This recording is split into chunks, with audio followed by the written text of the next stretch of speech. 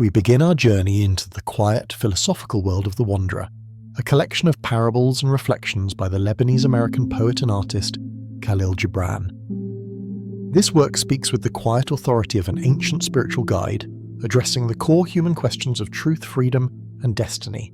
The Wanderer himself is a recurring figure, not a single character with a fixed narrative, but a symbolic embodiment of the searching spirit. He is the eternal seeker, the soul who refuses to be confined by the boundaries of convention, social dogma, or settled belief. In Gibran's vision, the Wanderer has seen all lands and lived all lives, carrying within his memory the accumulated wisdom and sorrow of humanity. He possesses the necessary detachment that allows him to observe the world's follies and truths without judgment. One of the foundational parables in the collection speaks of a voice heard in a silent garden. This garden is symbolic of the human soul, a place meant for quiet contemplation and growth, yet often choked with the weeds of daily concern and noise. The voice speaks, not in thunder, but in a whisper, asking, "How far is the road that leads to the house of wisdom?"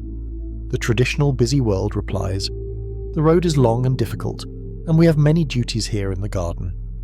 This answer represents the common human tendency to prioritize immediate, visible labor and social obligation over the arduous inward journey towards spiritual truth. The Wanderer, however, listens to the voice and understands the profound truth. The road to wisdom is not measured in miles or time, but in the willingness to abandon one's attachments and face the unknown. The distance is internal. The Wanderer's role is to return from the unknown, not to provide easy answers, but to share the parables, the glimpses of eternal truth that he discovered during his travels. He is the necessary outsider whose perspective shakes the settled certainties of the community. He reminds us that the greatest journey is always the one that leads away from the familiar and toward the core of the self. Many of Gibran's parables explore the definition of freedom, revealing how often humanity mistakes servitude for liberation, or chooses a comfortable prison over the terror of the open sky. In one such reflection, the Wanderer encounters a man who is meticulously polishing a beautiful brass cage. The cage is ornate, well-crafted, and aesthetically pleasing. The man speaks with pride about his work, explaining that he polishes the brass every day, ensures the mechanism is working perfectly, and checks the lock. The Wanderer asks, "What do you keep in this beautiful cage?" The man replies, "Nothing now, but I keep it in perfect condition for the day when I might wish to catch a bird and keep it." The Wanderer later sees a second man, one who is equally obsessed, but with a cage made of filthy, rusting iron. This man is not polishing. He is desperately trying to repair the broken hinges, weeping as he works. The second man explains, "I keep this cage because I'm afraid of the sky. I once had a strong golden cage, but I hated its beauty. I chose this broken, rusted one, believing that by repairing it, I would prove my freedom." This parable holds a powerful philosophical weight. It illustrates that human beings are often not held captive by external chains, but by self-imposed psychological and spiritual prisons. The first cage represents the confinement of materialism and ambition. The man prepares for a luxurious future where even nature, the bird, must be controlled and admired for his benefit. His prison is his own possessiveness. The second cage represents the confinement of false rebellion and misplaced effort. The man deludes himself into thinking he is free because he has chosen a dilapidated cage instead of a golden one, spending his life fixing the flaws of his own chosen bondage. He mistakes busyness for purpose. The Wanderer observes that true freedom is not found in choosing the size or material of one's cage, but in the willingness to look up at the vast, terrifying and indifferent sky. True freedom begins when one acknowledges that the only thing holding the lock is the hand of the prisoner himself. Gibran often confronts the distinction between justice, a concept rooted in objective truth and spiritual balance, and vengeance, a corrosive impulse rooted in human ego and immediate passionate reaction. The Wanderer tells a parable of two men who were separated by profound wrongdoing. One man was gravely injured by a neighbour's act of malice, suffering significant loss. Years later, having healed physically but carrying the spiritual scar, he sought the counsel of the Wanderer. He explained his intent to retaliate, not just to balance the scales, but to inflict pain equal to his own. The Wanderer listened patiently, then led the man to a great mountain pass. On one side of the pass, he pointed to a road paved with sharp, jagged stones, winding steeply upward and shrouded in perpetual shadow, This, the Wanderer explained, is the path of vengeance. It promises the immediate satisfaction of striking back, but it is a road that requires constant, agonizing effort to walk. The very act of seeking vengeance ensures that the injury remains fresh and open, and the traveller on this path becomes consumed by the darkness he seeks to inflict on others. On the other side of the pass, the Wanderer pointed to a road that descended gently, paved with smooth, warm river stones, leading toward a sunlit valley where a quiet village rested. This he called the path of justice. This path does not promise to erase the past wrong, for some wounds are eternal. Instead, it promises spiritual restoration. It requires the traveller to acknowledge the injury and then, through an act of profound will, to release the desire to be the author of the torment. The Wanderer explained that justice is not found in demanding that the wrongdoer suffer an equal measure of pain, for that only multiplies the initial evil. True justice is found in the purification of one's own soul. It is the conscious decision to move beyond the shadow of the past injury, thereby robbing the wrongdoer of any continued power over the present and the future. The Wanderer reminded the man that the highest form of justice is mercy, because mercy is the only act that simultaneously heals the wronged and offers a mirror of light to the wrongdoer. To choose the smooth path is to choose the dignity of one's own healing over the degradation of another's downfall. Gibran, himself an artist, often uses the metaphor of creation to explore the difficult truth that sorrow and pain are not defects of the human spirit, but necessary catalysts for profound spiritual and artistic growth. The Wanderer meets a discouraged sculptor working in his studio. The sculptor was trying to carve the perfect image of joy into a block of marble. He had laboured for months, yet every joyful face he carved looked hollow, sentimental, and ultimately false. Frustrated, he complained to the Wanderer that his hands were gifted, but his soul lacked the necessary light to capture true happiness. The Wanderer observed the studio and noted a discarded, cracked block of stone lying in the corner. This stone, the sculptor explained, had been used to carve a figure of suffering, a task he had abandoned long ago because the carving was too painful to complete. The Wanderer picked up the discarded stone. He explained to the sculptor that he was seeking to carve joy from an image of joy, which is impossible. True joy, Gibran asserts, is not the absence of sorrow, but the profound recognition of life's value that comes only after enduring pain. He showed the sculptor that the deepest, most radiant light of the figure was emerging from the cracks and shadows of the marble used to carve suffering. The Wanderer explained the spiritual paradox. We can only measure the height of our joy by the depth of our sorrow.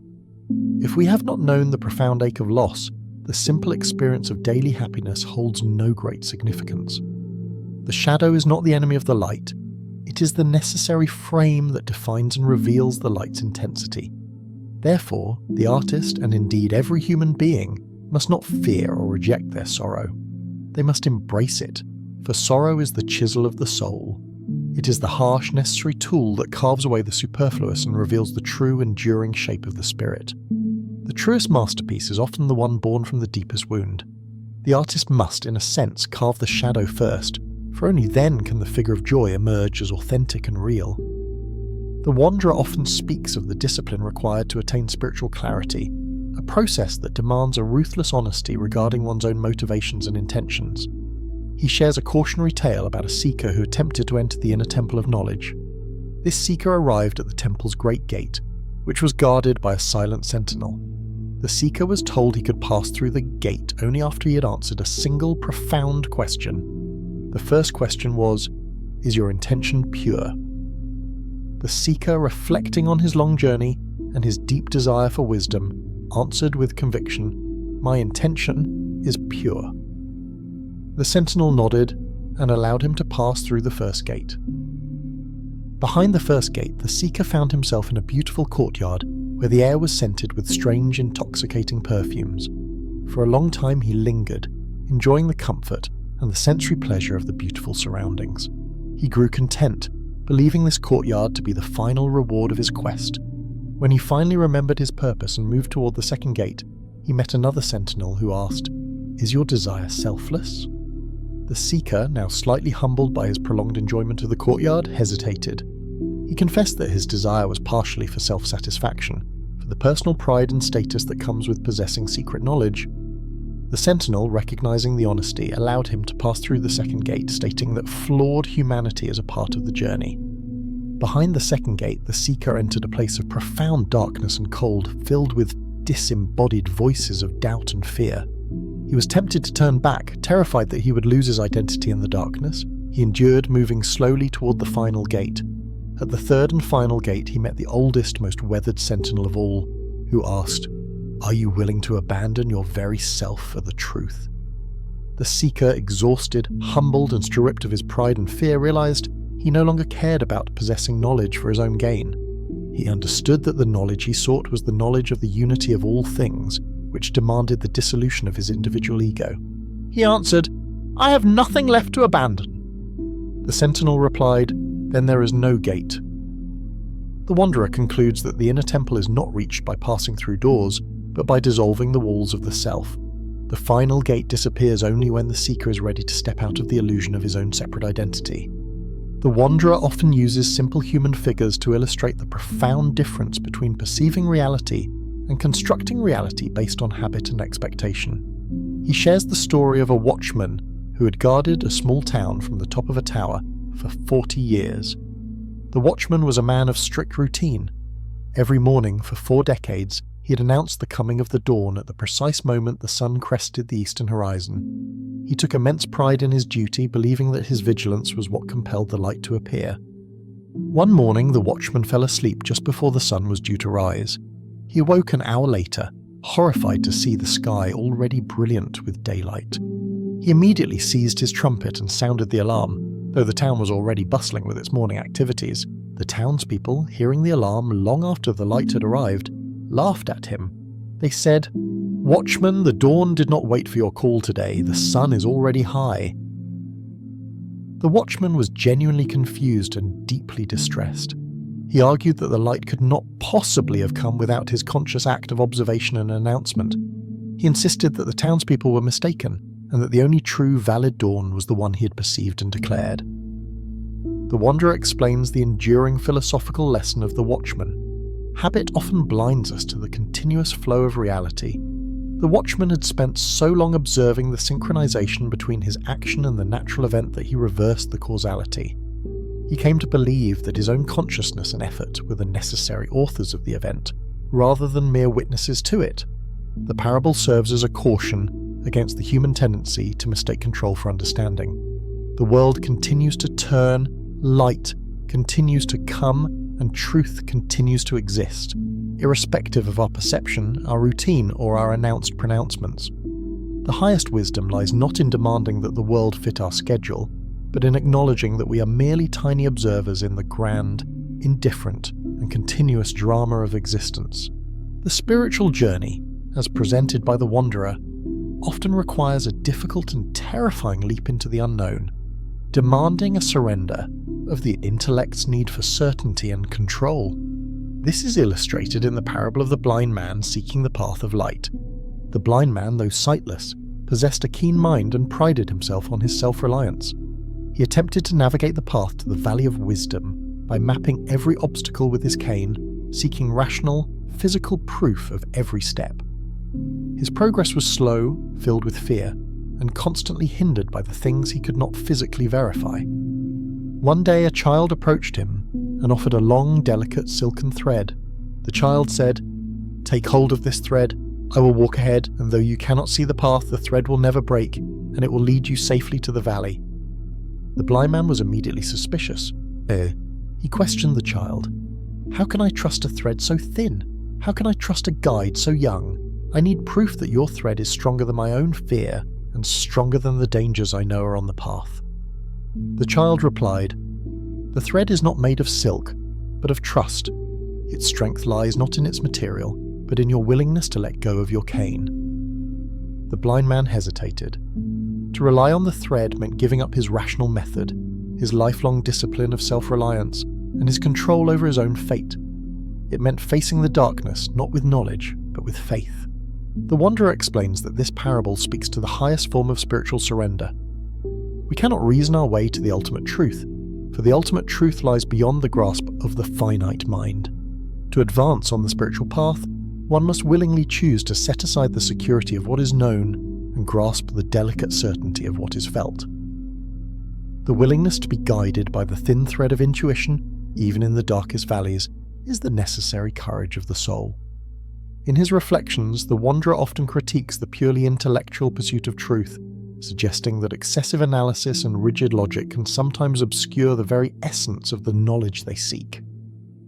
He recounts the story of a meticulous philosopher who spent his life studying the nature of a well. The philosopher, wanting to understand the well completely, did not drink from it. Instead, he measured its circumference, calculated its depth, analysed the chemical composition of the stone, and wrote volumes on the physics of the water's reflection. He constructed elaborate theories about the well's origin and its ultimate purpose. He boasted to the villagers that he knew everything about the well, including its absolute volume and temperature, yet he had never tasted its water. The wanderer watched this man and noted that the philosopher's knowledge was vast, but ultimately dry and sterile. His theories were logically sound, but they lacked the essential truth of the well, which was its ability to quench thirst and sustain life. One day, an uneducated farmer, exhausted from working in the sun, came to the well, dipped his cup and drank deeply. He sighed with pure satisfaction and said simply, "This water is sweet, and it gives me life." The wanderer observes that the farmer, with his single direct experience, knew the fundamental truth of the well more profoundly than the philosopher did with all his accumulated data. The philosopher possessed the map, but the farmer possessed the experience.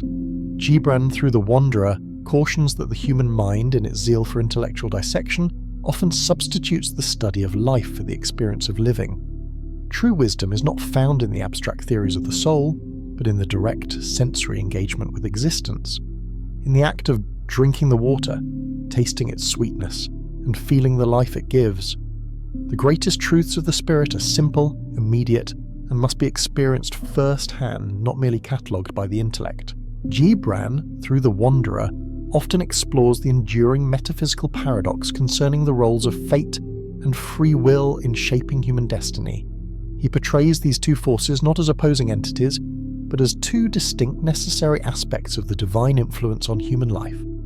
The wanderer tells of meeting two majestic figures dwelling on the highest peaks of the mountains. He called them the two half-gods. The first half-god was named Al-Qadr, which is the Arabic term for divine decree or fate. This figure was stern, silent, and immensely powerful. He held a massive, tightly woven tapestry whose threads were spun from the beginning of time. Every pattern, every colour, and every shed knot in the tapestry was fixed and immutable, representing the unchangeable structure of the universe, the limits of human possibility, and the certainty of birth and death. The wanderer acknowledged that Al-Qadr represented the truth that much of life is indeed predetermined. We do not choose the time of our birth, the country of our origin, or the fundamental laws of nature that govern our bodies. This is the truth of our fixed destiny. The second half-god was named Al-Ikhtiyar, which means choice or free will. This figure was vibrant, ever-moving, and possessed eyes that sparkled with perpetual fire. This figure held only a single silver needle, and with it was constantly sewing small, delicate new patterns between the fixed threads of Al-Qadr's tapestry. The wanderer realized that Al-Ikhtiyar represented the profound truth of human consciousness. While we cannot choose the great fixed threads of the tapestry, our fate, we possess the divine power to choose the subtle, delicate patterns we weave with our own needle, our free will. We choose how we react to suffering, how we love, how we speak the truth, and how we expend our spiritual energy. Gibran asserts that human existence lies precisely in the tension between these two half-gods. We are not entirely slaves to fate, nor are we entirely masters of our destiny. Our spiritual purpose is found in wisely using the silver needle to create beauty and meaning within the constraints of the eternal design. True wisdom is knowing where the fixed thread ends and where the subtle pattern of choice begins. Yet the wanderer often reveals that the greatest truths are frequently overlooked by those who are blinded by the pursuit of material wealth or intellectual complexity. He recounts the story of a wealthy merchant whose life was dedicated to accumulating the rarest and most expensive objects. The merchant was proud of his discerning eye and his knowledge of market value. He prided himself on possessing the largest diamond, the heaviest gold, and the finest silks. Yet he was perpetually dissatisfied, always searching for something more, something that would finally certify his supreme wealth. One day he heard the wanderer speak of a pearl of absolute value, a jewel of incomparable purity that held the light of the entire world within its depths. The merchant's obsession was instantly fixed. He sought out the wanderer, demanding to know where this pearl was kept, assuming its price would be astronomical. The wanderer smiled and led the merchant away from the noisy markets to a quiet, forgotten corner of the city where a simple shell lay in the dust. The shell was unremarkable, perhaps slightly cracked. The wanderer instructed the merchant to pick it up and look inside. The merchant saw not a massive glowing orb, but a tiny, perfect grain of sand worn smooth by the ocean. "Is this the pearl of absolute value?" the merchant asked, scoffing. "It is worthless. It has no market value. It is merely sand." The wanderer replied, "Its value is absolute because it requires nothing but itself to be perfect. It is not valued by the market. It is valued by the divine silence that created it. You seek value in the price others will pay. But true value is found in purity and simplicity." Gibran, through this parable, critiques the materialistic notion of worth. The merchant, blinded by the complexity and expense of his possessions, could not recognize the sublime value of the simple, unadorned truth. The true pearl is not the object that commands the highest price, but the object that embodies the most profound, self-contained essence of existence. Wisdom and happiness, the wanderer implies, are like that grain of sand, always present, always simple, and usually disregarded by those who are busy seeking the elaborate lie. The wanderer often reveals the deep chasm that exists between intellectual knowledge and spiritual experience, suggesting that the mind can often deceive itself into believing it possesses truth when it merely possesses a reflection of it. He tells the story of an ancient philosopher who sought to know the nature of his own soul. The philosopher, in his search, amassed a great collection of beautiful and intricate mirrors. He studied the reflections in these mirrors, analysing how his face changed in different lights, how his image distorted in curved glass, and how the reflections multiplied when placed opposite one another. He wrote books detailing the metaphysics of reflection, believing that by studying his image, he was studying his soul. He boasted that he understood the duality of appearance and reality better than any living man, because he had spent 40 years examining the nuances of his own mirrored self. The wanderer visited him and observed his elaborate studio. He then took a small tarnished copper mirror, which the philosopher used for crude practical purposes, and polished it until it gleamed. The wanderer placed the polished mirror before the philosopher and said, "Your soul is not found in the multiplication of reflections, but in the single, still vision of truth." The philosopher looked into the simple, clean copper surface and saw his face, stripped of the elaborate distortions and multiplied images he had previously studied. For the first time, he saw the unadorned, simple reality of his own age features. Gibran, through the wanderer, teaches that the human intellect, driven by complexity, often builds elaborate systems of thought that become self-referential, reflecting only the mind's own cleverness, not the simple, clear truth of the spirit. The path to self-knowledge does not lie in the accumulation of theories about the self, but in the ruthless, simple act of stripping away all pretense. The deepest truth is not a concept to be analysed. It is a clear, unadorned reflection to be witnessed with quiet humility.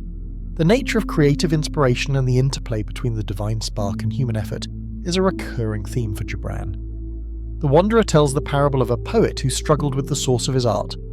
The poet felt himself torn between two distinct inner voices that dictated his work.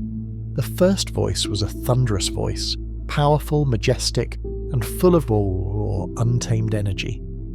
This voice spoke in fragments of sublime truth, delivering images and ideas that felt alien and overwhelming, as if they originated from a source far beyond his own understanding. The poet was terrified of this voice, knowing that to harness its power required surrendering his control, risking chaos, and abandoning the structures of language he knew. The second voice was a quiet, measured voice, subtle, meticulous, and entirely rational. This voice offered him the tools of his craft, the rules of meter, the precision of grammar, and the structure necessary to transform the wild ideas into recognizable, communicable verse. This voice offered comfort and control, but its poetry often lacked soul. The poet complained to the wanderer, "How can I reconcile this overwhelming thunder with this necessary whisper? I fear the one will destroy my craft, and the other will destroy my truth." The wanderer explained that the two voices are not enemies, they are necessary partners in the act of creation. The thunderous voice is the voice of inspiration, the divine spark that comes from the unformed infinite, the al-Qadar of the spirit. It brings the raw material of truth, which is often chaotic and too large for human expression. The quiet voice is the voice of discipline and craft, the human capacity for order and form, the al-ikhtiyar of expression. Its duty is not to diminish the thunder, but to build a vessel strong enough to contain it. The poet must use the human tools of craft to give shape and language to the divine chaos. Gibran asserts that true art is the perfect balance between the two. The artist must first be brave enough to listen to the roar of inspiration, and then humble enough to labour with the whisper of craft.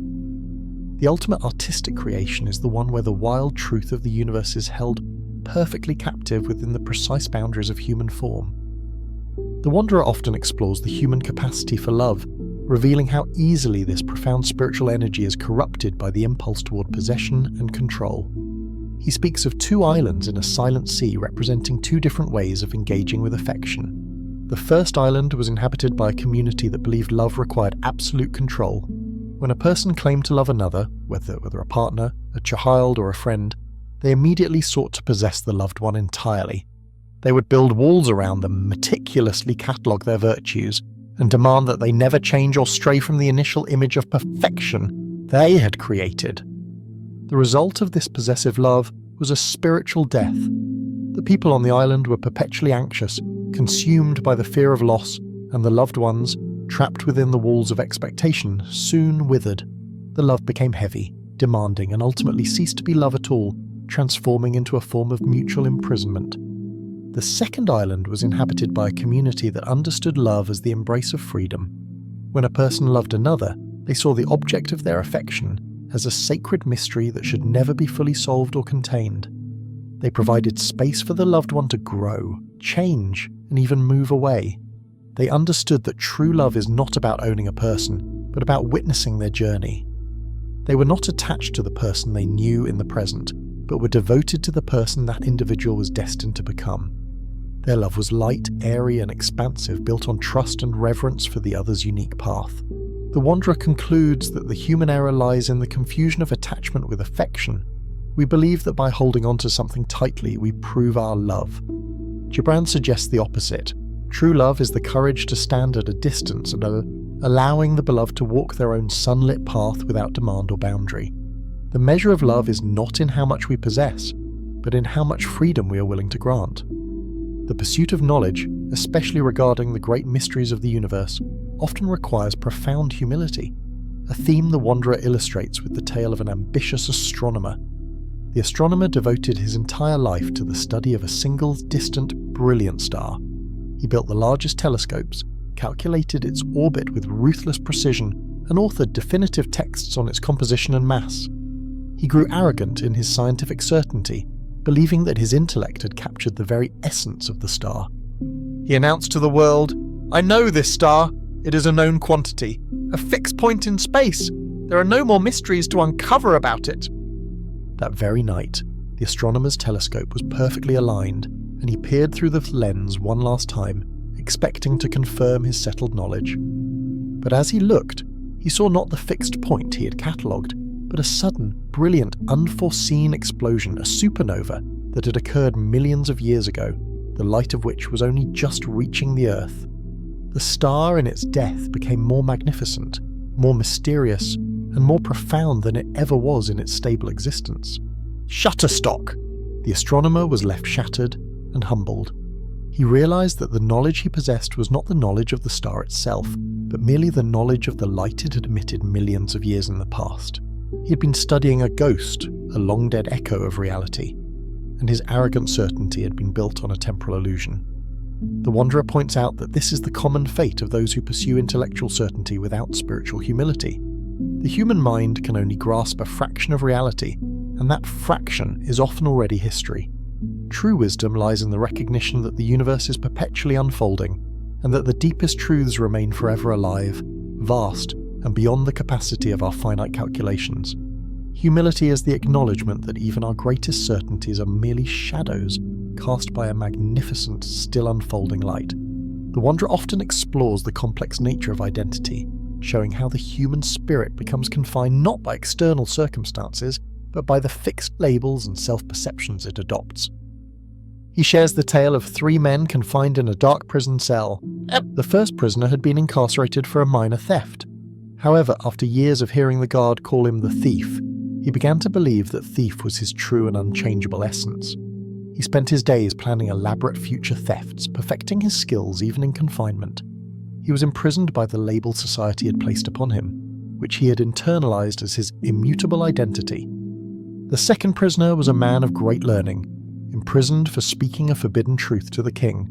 He spent his days in bitter resentment, clinging fiercely to his memories of past achievements. He saw himself only as the righteous man who had been unjustly wronged. He was so attached to the identity of his past nobility that he could not see the present opportunity for spiritual growth. He was imprisoned by his past self.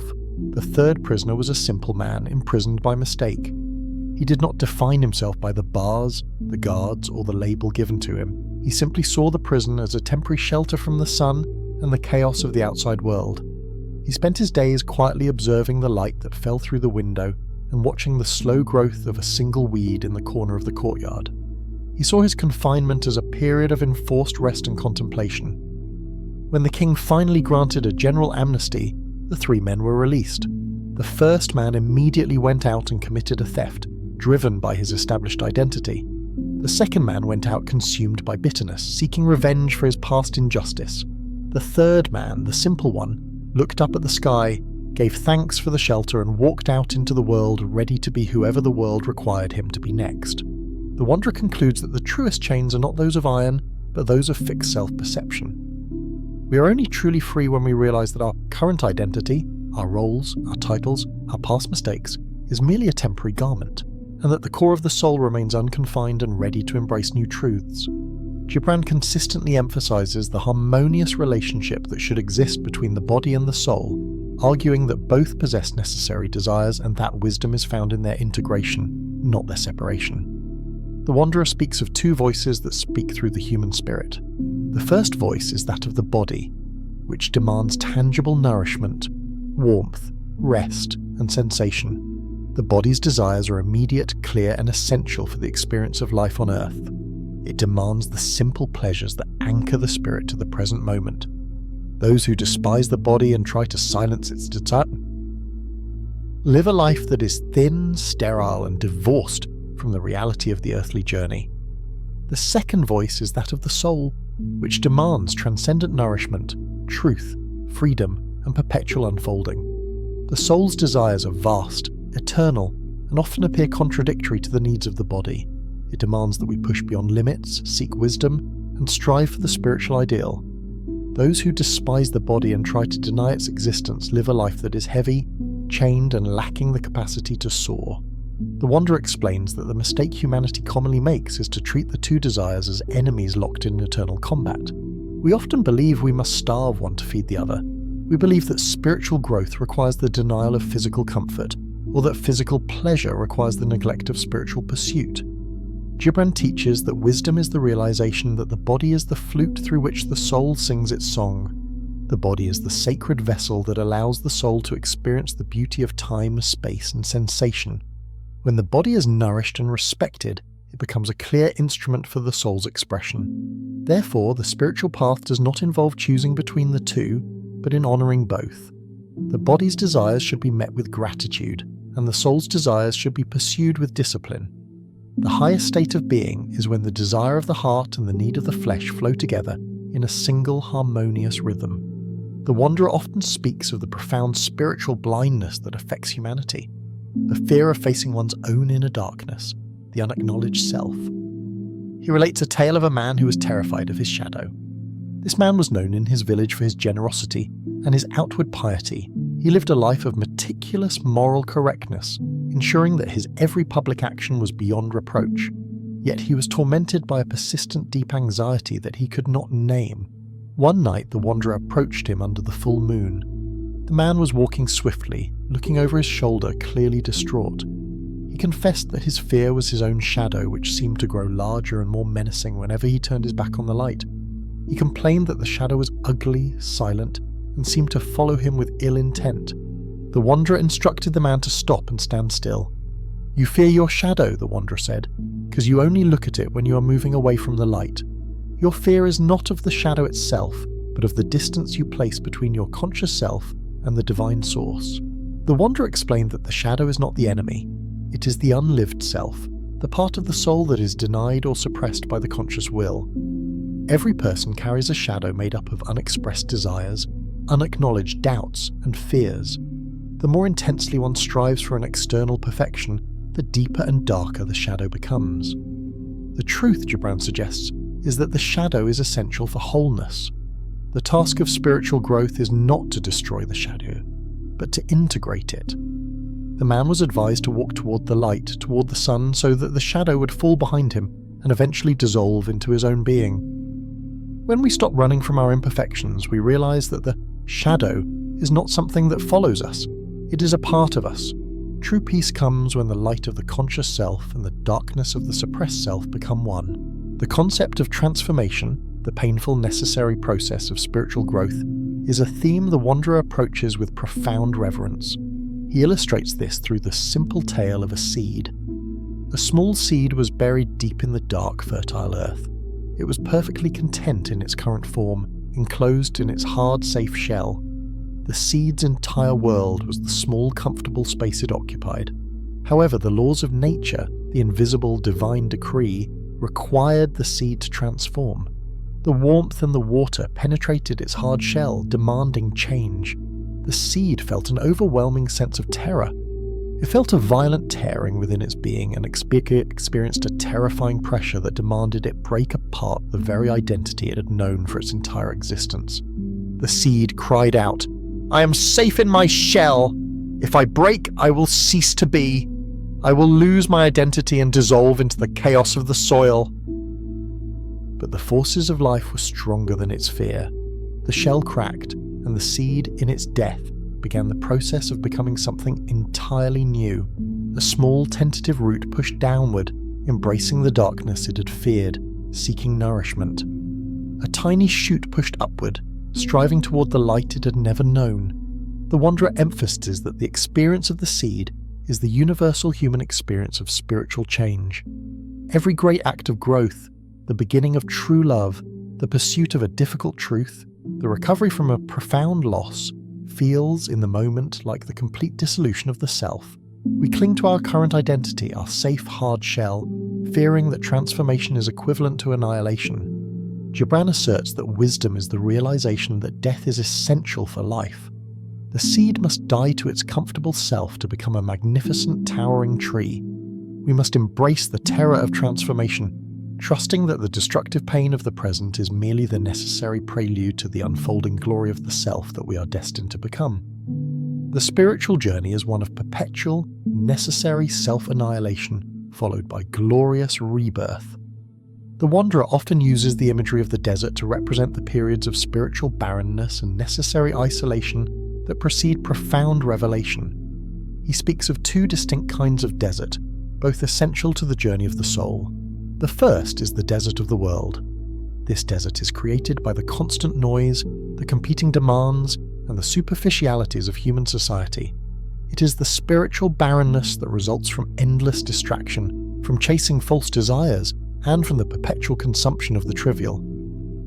When a person is lost in this desert, they mistake the clamour of their own making for the voice of life, and they find themselves spiritually exhausted, surrounded by the barren landscape of unfulfilled expectations.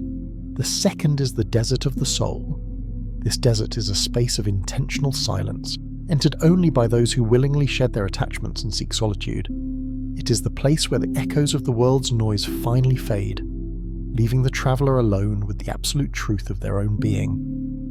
This desert is terrifying because it offers no distraction, no easy comfort, and no fixed itinerary. The seeker must face their inner emptiness and the profound silence of the universe. The Wanderer emphasizes that the two deserts are often confused. Many people believe they are seeking silence when they are only seeking a break from the noise, planning their immediate return to the comforts of the first desert. But Gibran asserts that spiritual sustenance is found only in the second desert. The soul must endure a period of purification, the scorching heat of self-awareness, to burn away the dross of illusion. Just as the ancient prophets had to enter the wilderness to hear the voice of the divine, so too must the contemporary seeker find a space of absolute external emptiness to discover the fullness of their internal life. The journey through the desert of the soul is the most arduous, but it is the place where the most vital spring of self-knowledge is found. Only in that profound, fearful stillness can the wanderer finally hear the subtle, guiding voice that the noise of the world always drowns out. The wanderer often reveals that true strength and greatness in any human endeavour are hidden not in the visible achievements, but in the unseen effort and the integrity of the foundation. He tells the story of an ambitious young architect designing a grand cathedral. The architect was obsessed with the visible elements of his design: the towering spires, the intricate carvings, and the brilliant stained glass windows. He spent countless hours perfecting the aesthetic elements that would capture the admiration of the city and ensure his fame. He paid little attention to the hidden work happening below ground, the immense, painstaking labour of laying the foundation. He grew impatient with the quarrymen and the masons who toiled in the dirt, sinking stones deep into the earth where no eye would ever see them. He complained that this work was cumbersome, ugly, and detracted from the true beauty of his design. The old, wise master builder of the city heard his complaints and addressed him. "Young architect, you confuse fame with immortality.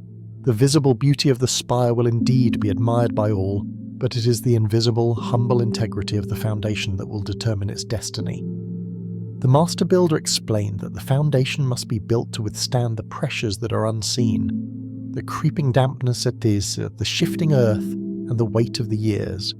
If the foundation is built on vanity or haste, the magnificent spire, no matter how beautiful, will inevitably crack and fall.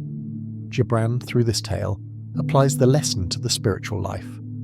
The human spirit often seeks to display visible piety and external goodness, the soaring spires of reputation, while neglecting the fundamental work of building a strong internal moral foundation. The wanderer reminds us that the true strength of a person is not found in their public declarations or their external achievements, but in the integrity of their private thoughts, their honest intentions, and their quiet acts of virtue, the spiritual foundation laid deep within the soul, where only the divine can witness it. The enduring monument of a life is the foundation built in secret. The wanderer often reveals the subtle paradoxes of strength and weakness, showing that what appears to be fragile can possess immense quiet power, while apparent rigidity can mask vulnerability. He recounts the parable of a vine and a massive rock. The vine was delicate, green, and appeared utterly dependent, constantly seeking support. The rock was immense, grey, and seemed immutable, possessing the definitive strength of permanence. The rock openly scorned the vine's apparent weakness, its need to cling, and its perpetual state of flowing movement. "You are nothing but yearning," the rock declared. "I am permanence. Your life is but a fleeting moment. My strength endures millennia." The vine, in its quiet manner, offered no argument. It simply continued its work. It sought out the rock's base and slowly, tenderly, began to wrap its fine tendrils around the rough surface. At first, the connection was imperceptible, a mere thread against the monolith. But as the seasons turned, the vine grew. Its tendrils deepened their hold, finding the minute fissures, the tiny cracks, and the invisible weaknesses in the rock's ancient structure. The vine did not attempt to shatter the rock with sudden force, which would have been futile. Instead, it employed the patient, persistent strength of life and quiet growth. Eventually, the pressure exerted by the slow, organic expansion of the vine's roots became immense. The rock, which had resisted the violent storms of the sky, was finally yielded to the silent, growing presence of the life force that embraced it. The rock, once a single entity, began to crack and splinter into smaller pieces, transforming into the very soil that would feed the vine's future generations. The wanderer concludes that the spiritual lesson is profound. Rigidity is the ultimate form of weakness, for it invites fracture, and gentle persistence is the truest form of strength. The soul should emulate the vine, not the rock. True power is not found in resisting change or imposing an immovable will, but in the humble, patient capacity for yielding, adapting, and growing. The greatest enduring strength is the strength of life itself, which flows around and through every obstacle. Gibran uses the theme of gifts to explore the spiritual responsibility that accompanies the receiving of any talent, blessing, or sudden fortune. The wanderer tells the story of a man who was unexpectedly granted access to a hidden vault of treasures. This man, previously poor and downtrodden, was led by a mysterious figure to a heavily guarded gate. The figure, who identified himself as the master of the gate, told the man, "You have been chosen. This vault contains all the gold, knowledge, and power you could ever desire. Take what you wish, but remember one condition." The man, blinded by the dazzling prospect of unlimited wealth, quickly agreed to any condition. The master of the gate smiled sadly and said, "The condition is this: you must carry the key to this gate for the rest of your life." The man scoffed, assuming the key was small and ornamental. He eagerly entered the vault and left laden with unimaginable riches. However, the key given to him was not small. It was a massive, strangely formed piece of iron, heavy, awkward, and cold. It could not be set down or passed to another. He was forced to carry the vast, unwieldy weight of the key wherever he went. The riches brought him no joy. The heavy key chafed his shoulder, restricted his movements, and constantly reminded him of the secret source of his wealth, isolating him from those who were genuinely poor. He spent his life bent under the silent burden of his good fortune, unable to truly enjoy the wealth that required such constant physical devotion. The Wanderer reveals the truth behind the parable. Every great gift, talent, or blessing we receive from the universe comes with a corresponding burden of responsibility. The master of the gate symbolizes the divine law. One cannot simply possess a great gift without also accepting the discipline, effort, and continuous devotion necessary to maintain and honor it. The talent of the artist, the wealth of the merchant, or the wisdom of the scholar are all keys to a vault of treasure, but the key itself must be carried daily. If we resent the weight of that responsibility, the gift itself becomes a curse, imprisoning the soul in the very thing it sought to liberate itself with. The Wanderer often explores the complex relationship between the rational intellect and the deeper intuitive wisdom of the soul, suggesting that both are necessary lamps for the seeker, but they must be used for their proper purposes. He tells the story of a man navigating a dangerous foggy mountain path at midnight. To light his way, the man carried two distinct lamps. The first was the lamp of knowledge, a finely crafted oil lamp with a precise focused beam. This lamp represented the power of reason and accumulated data. It allowed the man to meticulously analyze the ground directly beneath his feet, identifying the position of individual stones, verifying the immediate physical reality, and calculating the angle of his next step. It gave him certainty in the immediate small radius of his movement. The second was the lamp of intuition, a simple large sphere of glowing phosphor, which emitted a soft, diffuse, ambient light. This light did not allow him to see individual steps, but it provided a general gentle illumination of the surrounding area, revealing the overall direction of the mountain range and the distant veiled outline of his destination. The man's journey was difficult when he relied solely on one. If he used only the lamp of knowledge, he became obsessed with the minutiae of his immediate steps, losing sight of his ultimate goal and becoming paralyzed by the details.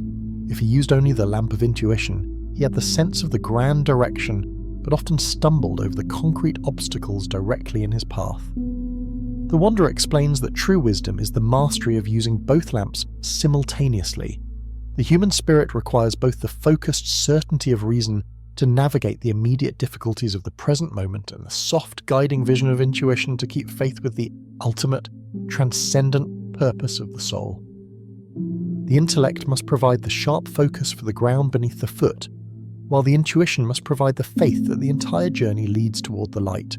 Intuition reveals where to go, and knowledge reveals how to take the next secure step.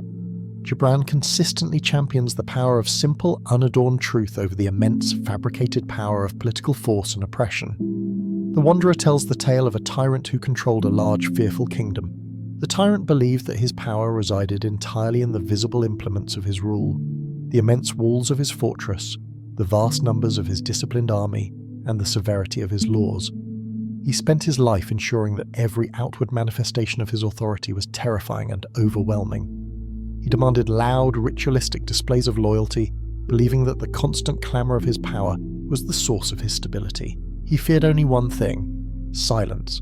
He discovered that within his kingdom, a simple whisper of truth, a solitary man quietly questioning the justice of the laws, could travel faster and more deeply into the hearts of his people than all the shouts of his guards. The whisper carried no force, no visible threat, and no immediate power.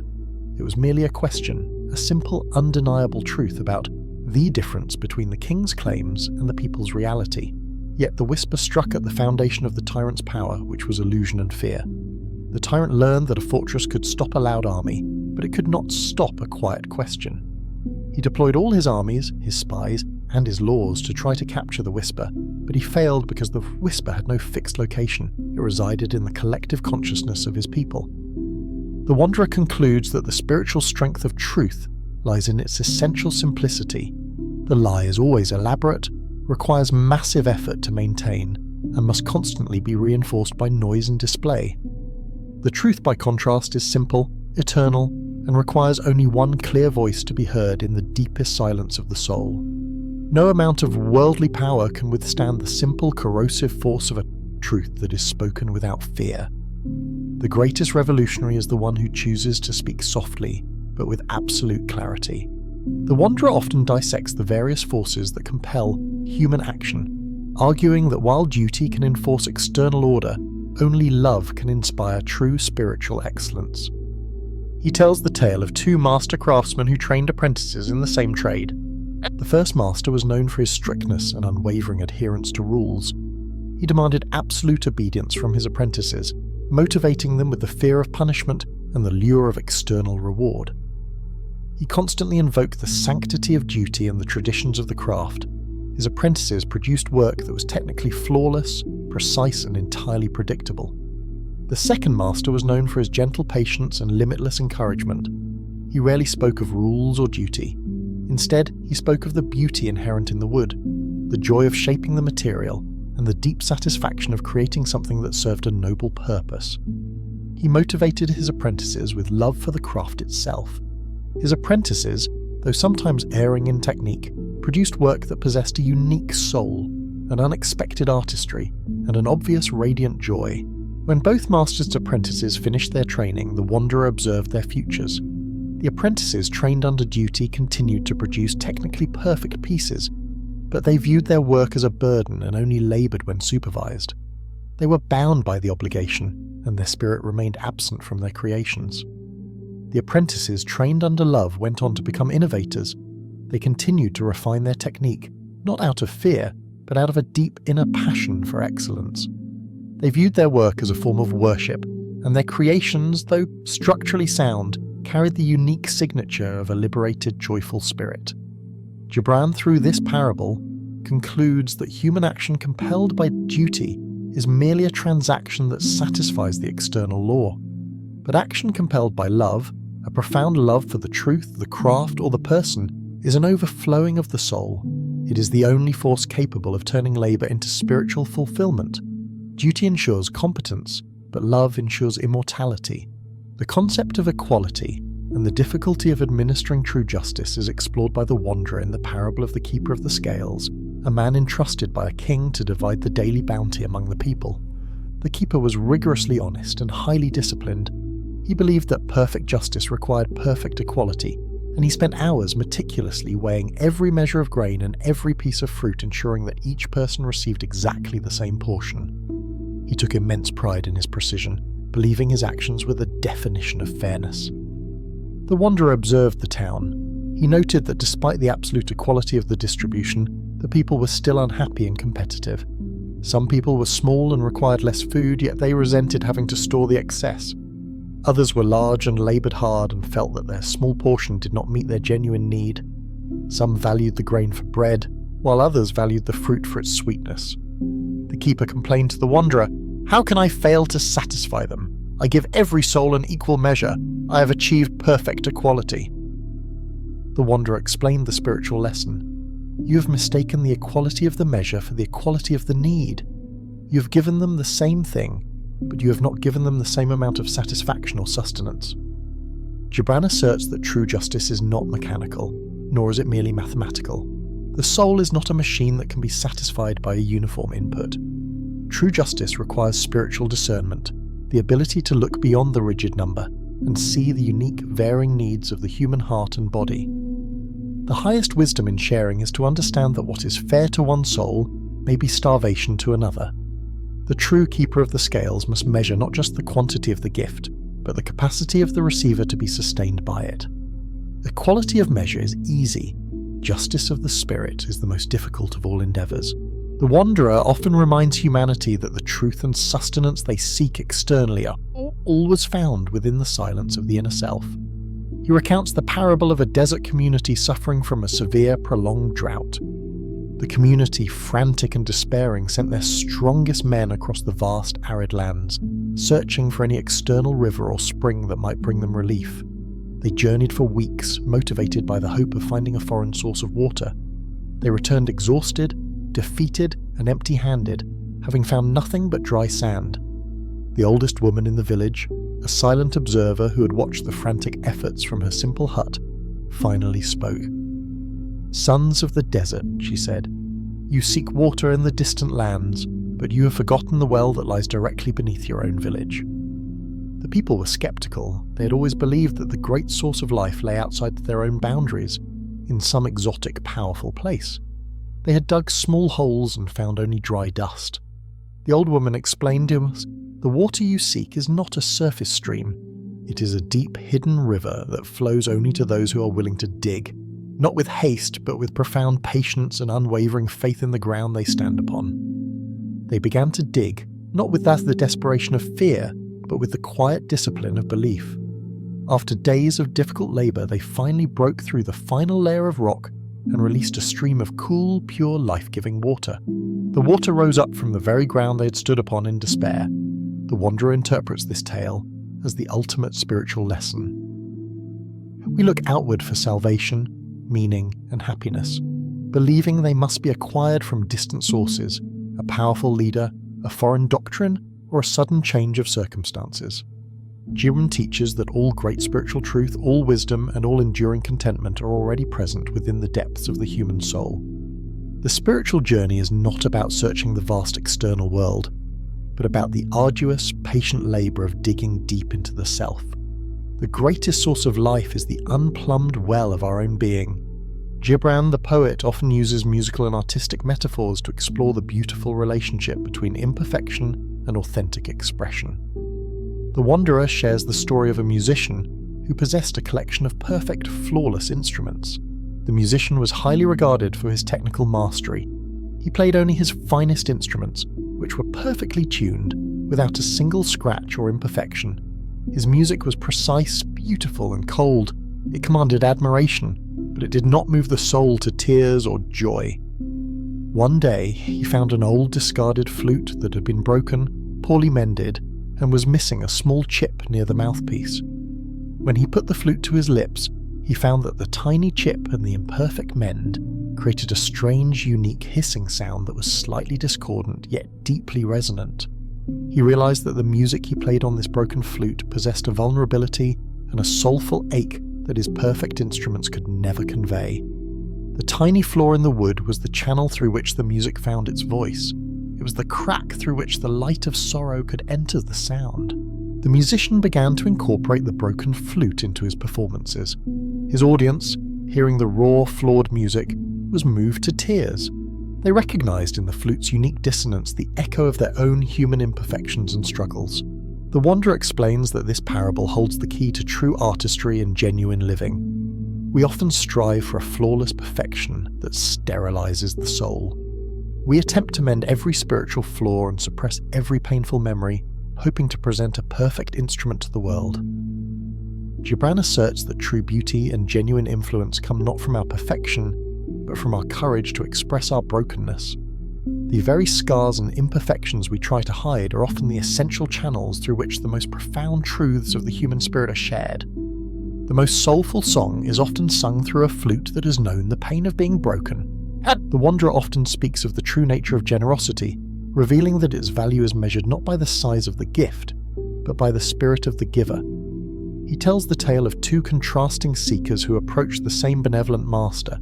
The first seeker was immensely wealthy. He approached the master with great ceremony, bearing a large, polished golden chest filled with valuable coins. He declared that he was giving 1/2 of his entire fortune to the master's cause, an act that reduced his wealth substantially. He expected great public praise for his immense sacrifice. The master accepted the gold with quiet dignity, but offered no praise.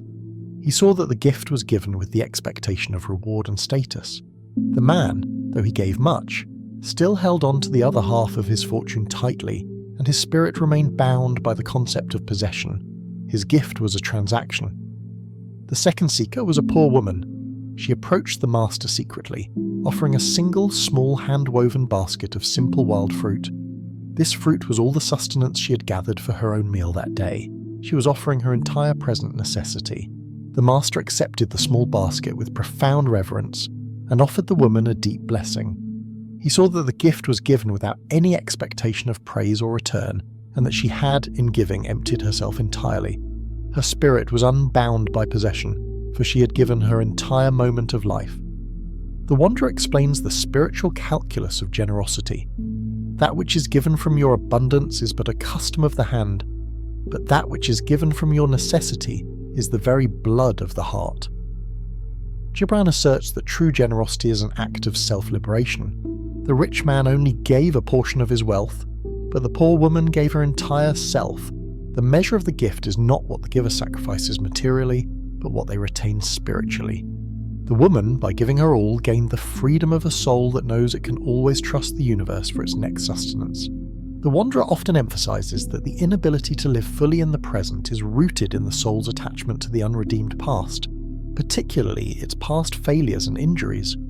He shares a brief, profound reflection on the nature of memory and forgiveness. He speaks of a man who was perpetually haunted by the shadow of his youth. The man's past contained many mistakes, errors of judgment, and acts that he deeply regretted. He spent his present life trying to atone for these mistakes, constantly looking over his shoulder, convinced that his past self was stalking him, waiting to sabotage his current efforts. He lived in a state of self-condemnation. The Wanderer told him, "You fear the past because you believe it still exists as a living separate entity. But the past is nothing but a dead riverbed. You have drained the water of its moment, and now it is only memory." The Wanderer explained that the shadow that follows the man is not the past itself, but the judgment he continuously projects onto it. The man had refused to grant his former self the one thing he needed: forgiveness. Forgiveness, Gibran suggests, is not an act directed toward others. It is primarily an act of spiritual emancipation directed toward the self. It is the conscious decision to separate the person we are now, the conscious, wiser self, from the mistakes that were necessary for that wisdom to be gained. The task is to bless the past for the lessons it contained, even the painful ones. By forgiving the self, the man ceases to empower the memory. The moment the past is forgiven, the shadow dissolves, and the energy previously spent on self-condemnation flows into the vibrant living river of the present. The Wanderer assures that the only way to truly enter a new day is to lovingly close the door on the day that has already taught its lesson. The Wanderer often reveals that the structures humanity builds for security and comfort frequently become the very chains that restrict true spiritual growth. He recounts the parable of a wealthy man who hired a faithful keeper of the door. The wealthy man lived in a sprawling mansion and was obsessed with protecting his accumulated possessions from the outside world. He instructed the keeper to build the highest walls, install the thickest bolts, and never, under any circumstances, to open the door unless the man himself commanded it. The keeper performed his duty with ruthless devotion. He sealed the house entirely, creating an environment of absolute physical security.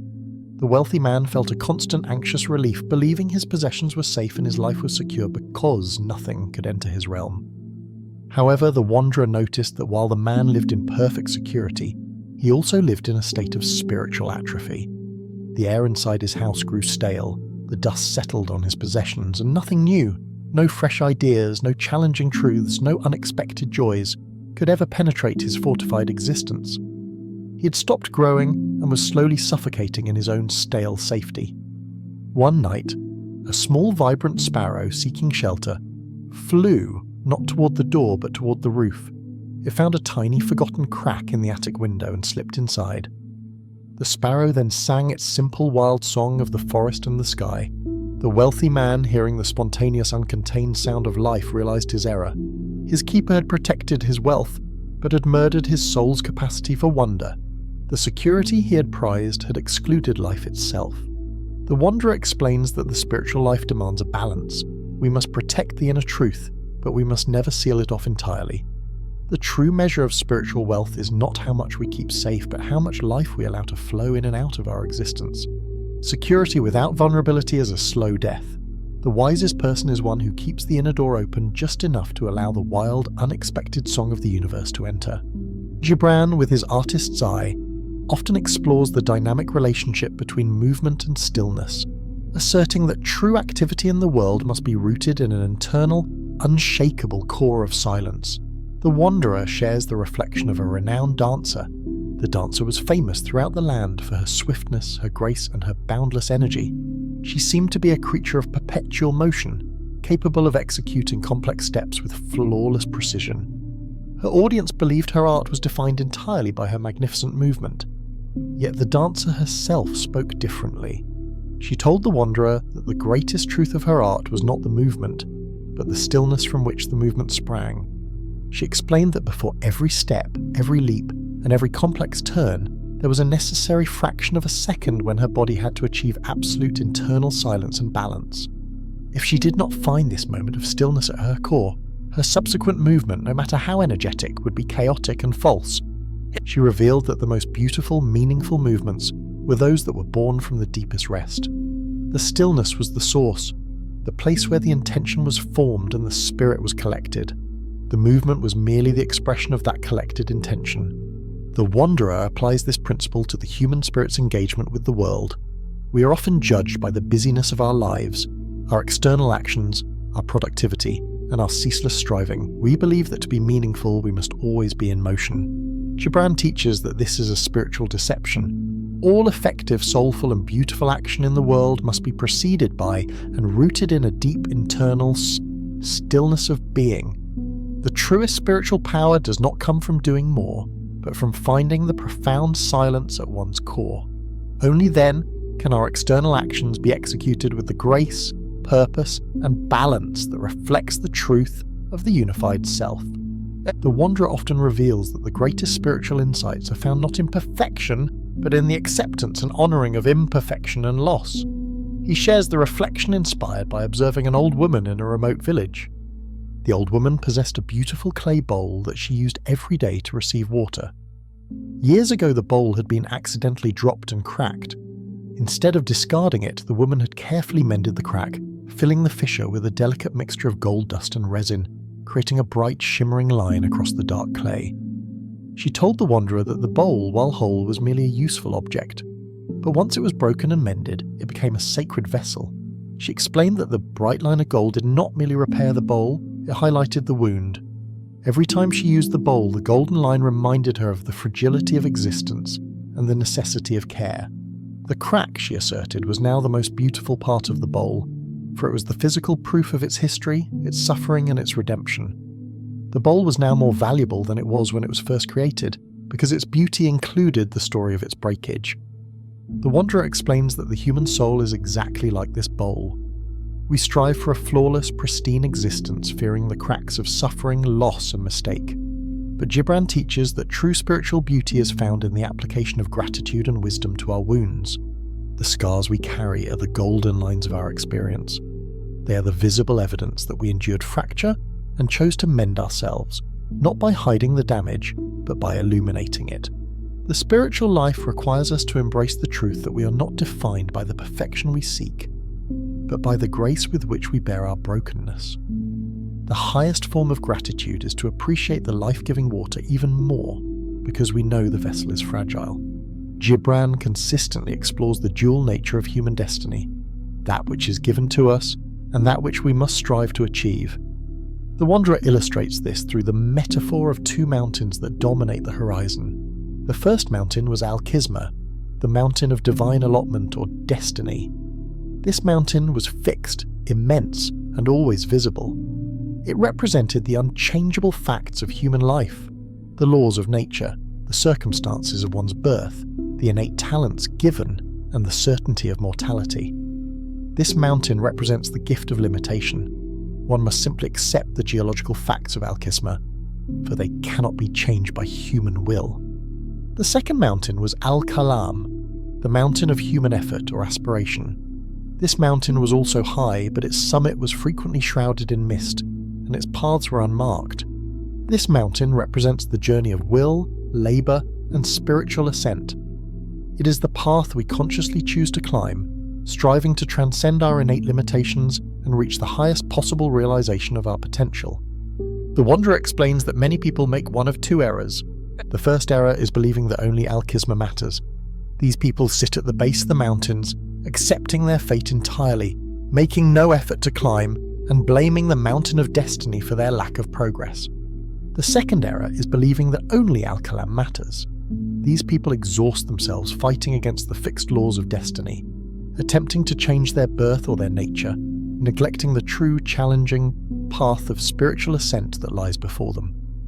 Gibran asserts that wisdom lies in the ability to distinguish between the two mountains.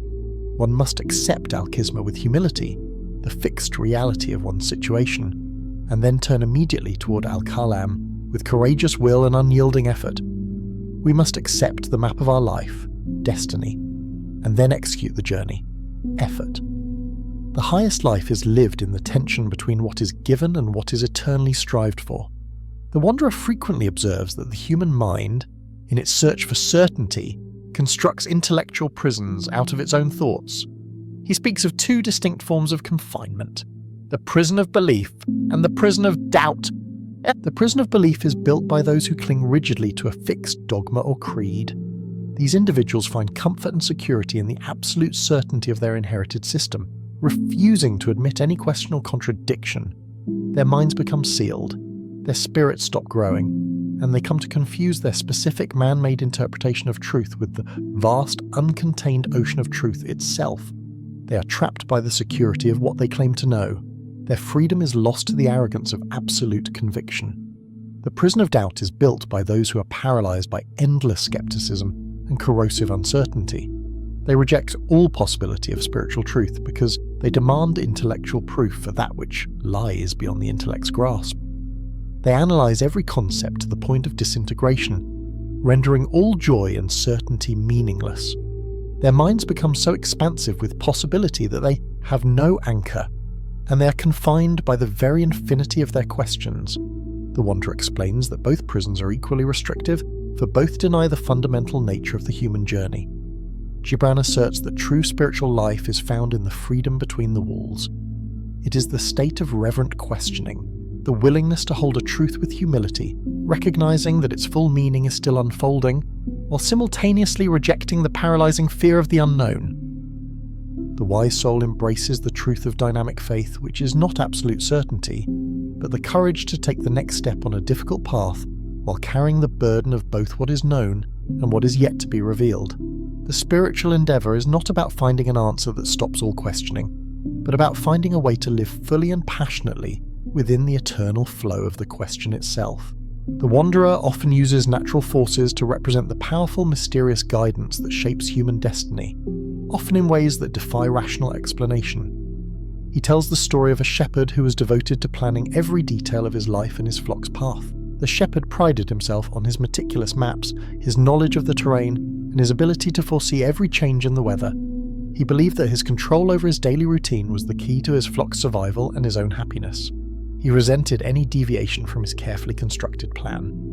One morning, as he prepared to lead his flock on a precisely planned journey, a sudden, powerful wind arose, scattering his flock in a completely different direction. The shepherd was furious.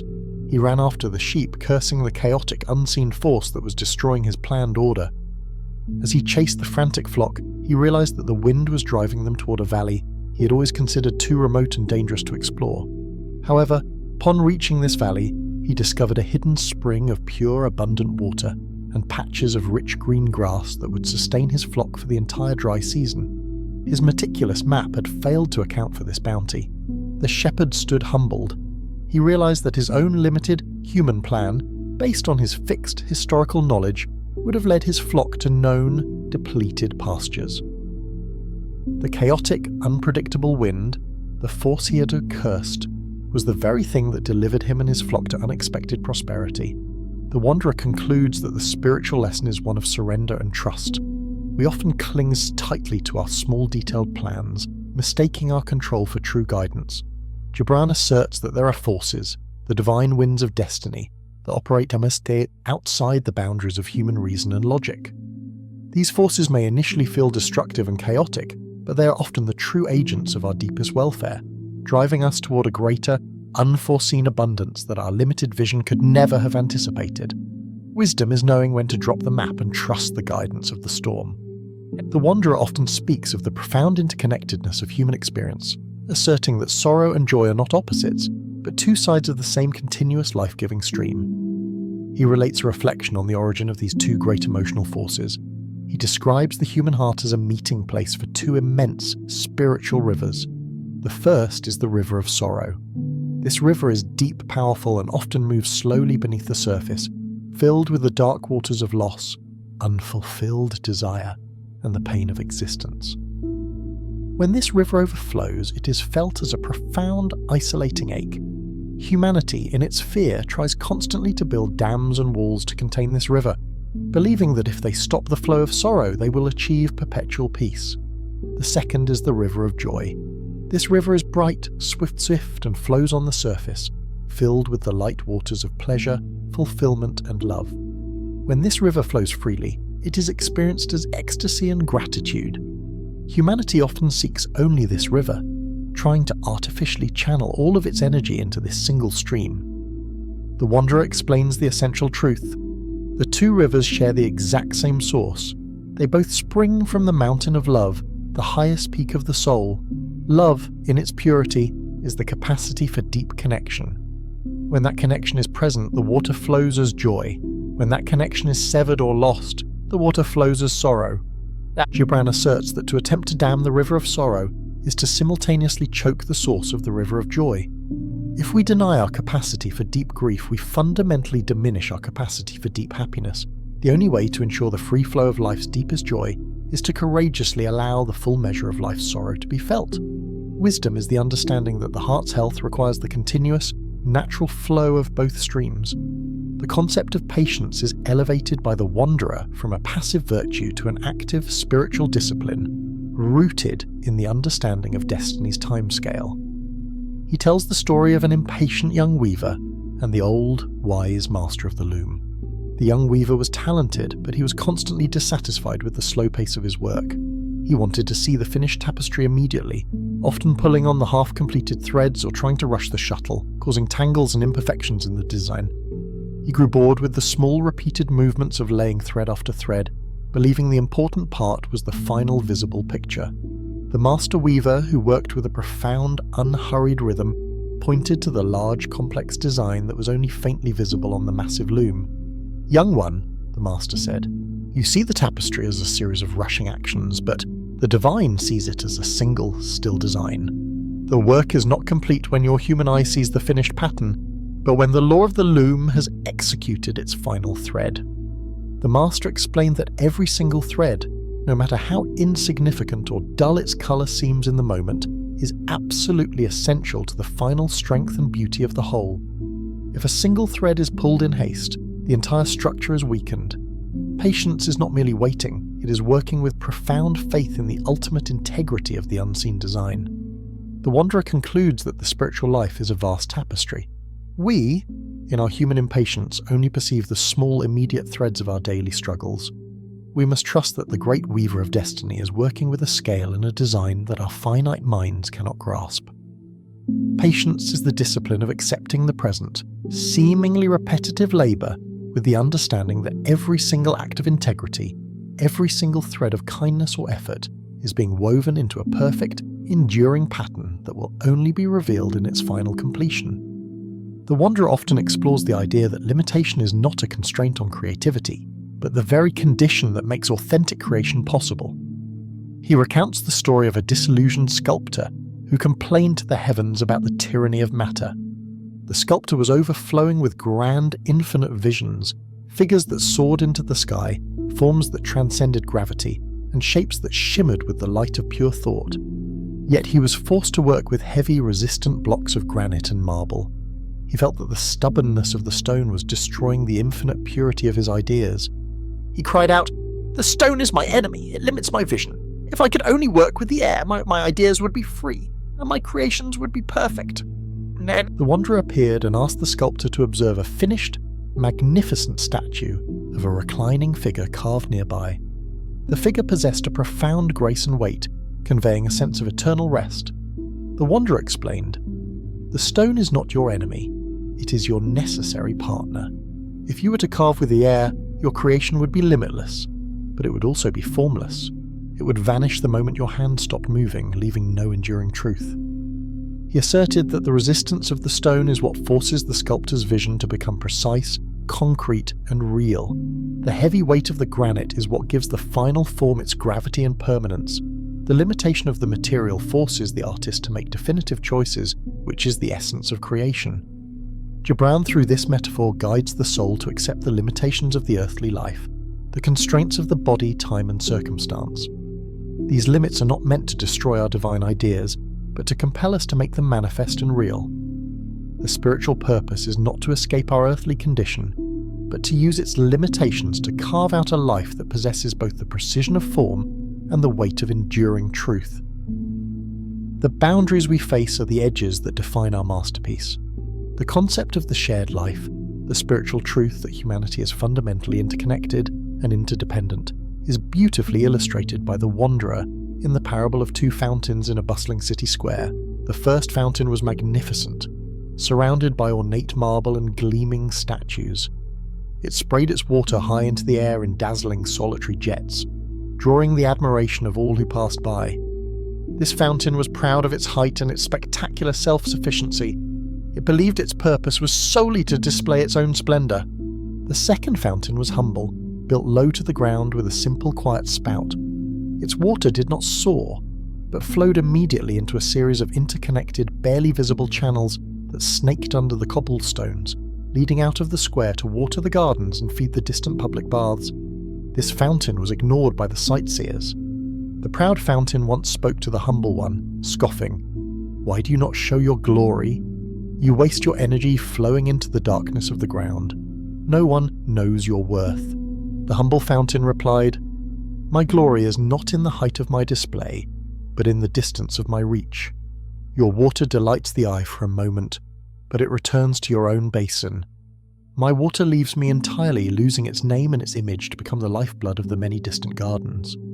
The wanderer explains the profound spiritual lesson.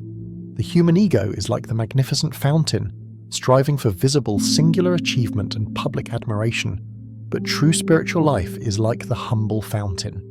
Its purpose is not self-glorification, but self-effacement through service. Gibran teaches that genuine meaning is found when we allow our spiritual energy, our love, our wisdom, and our effort to flow out of our own separate basin and into the quiet, often unseen channels of the shared life.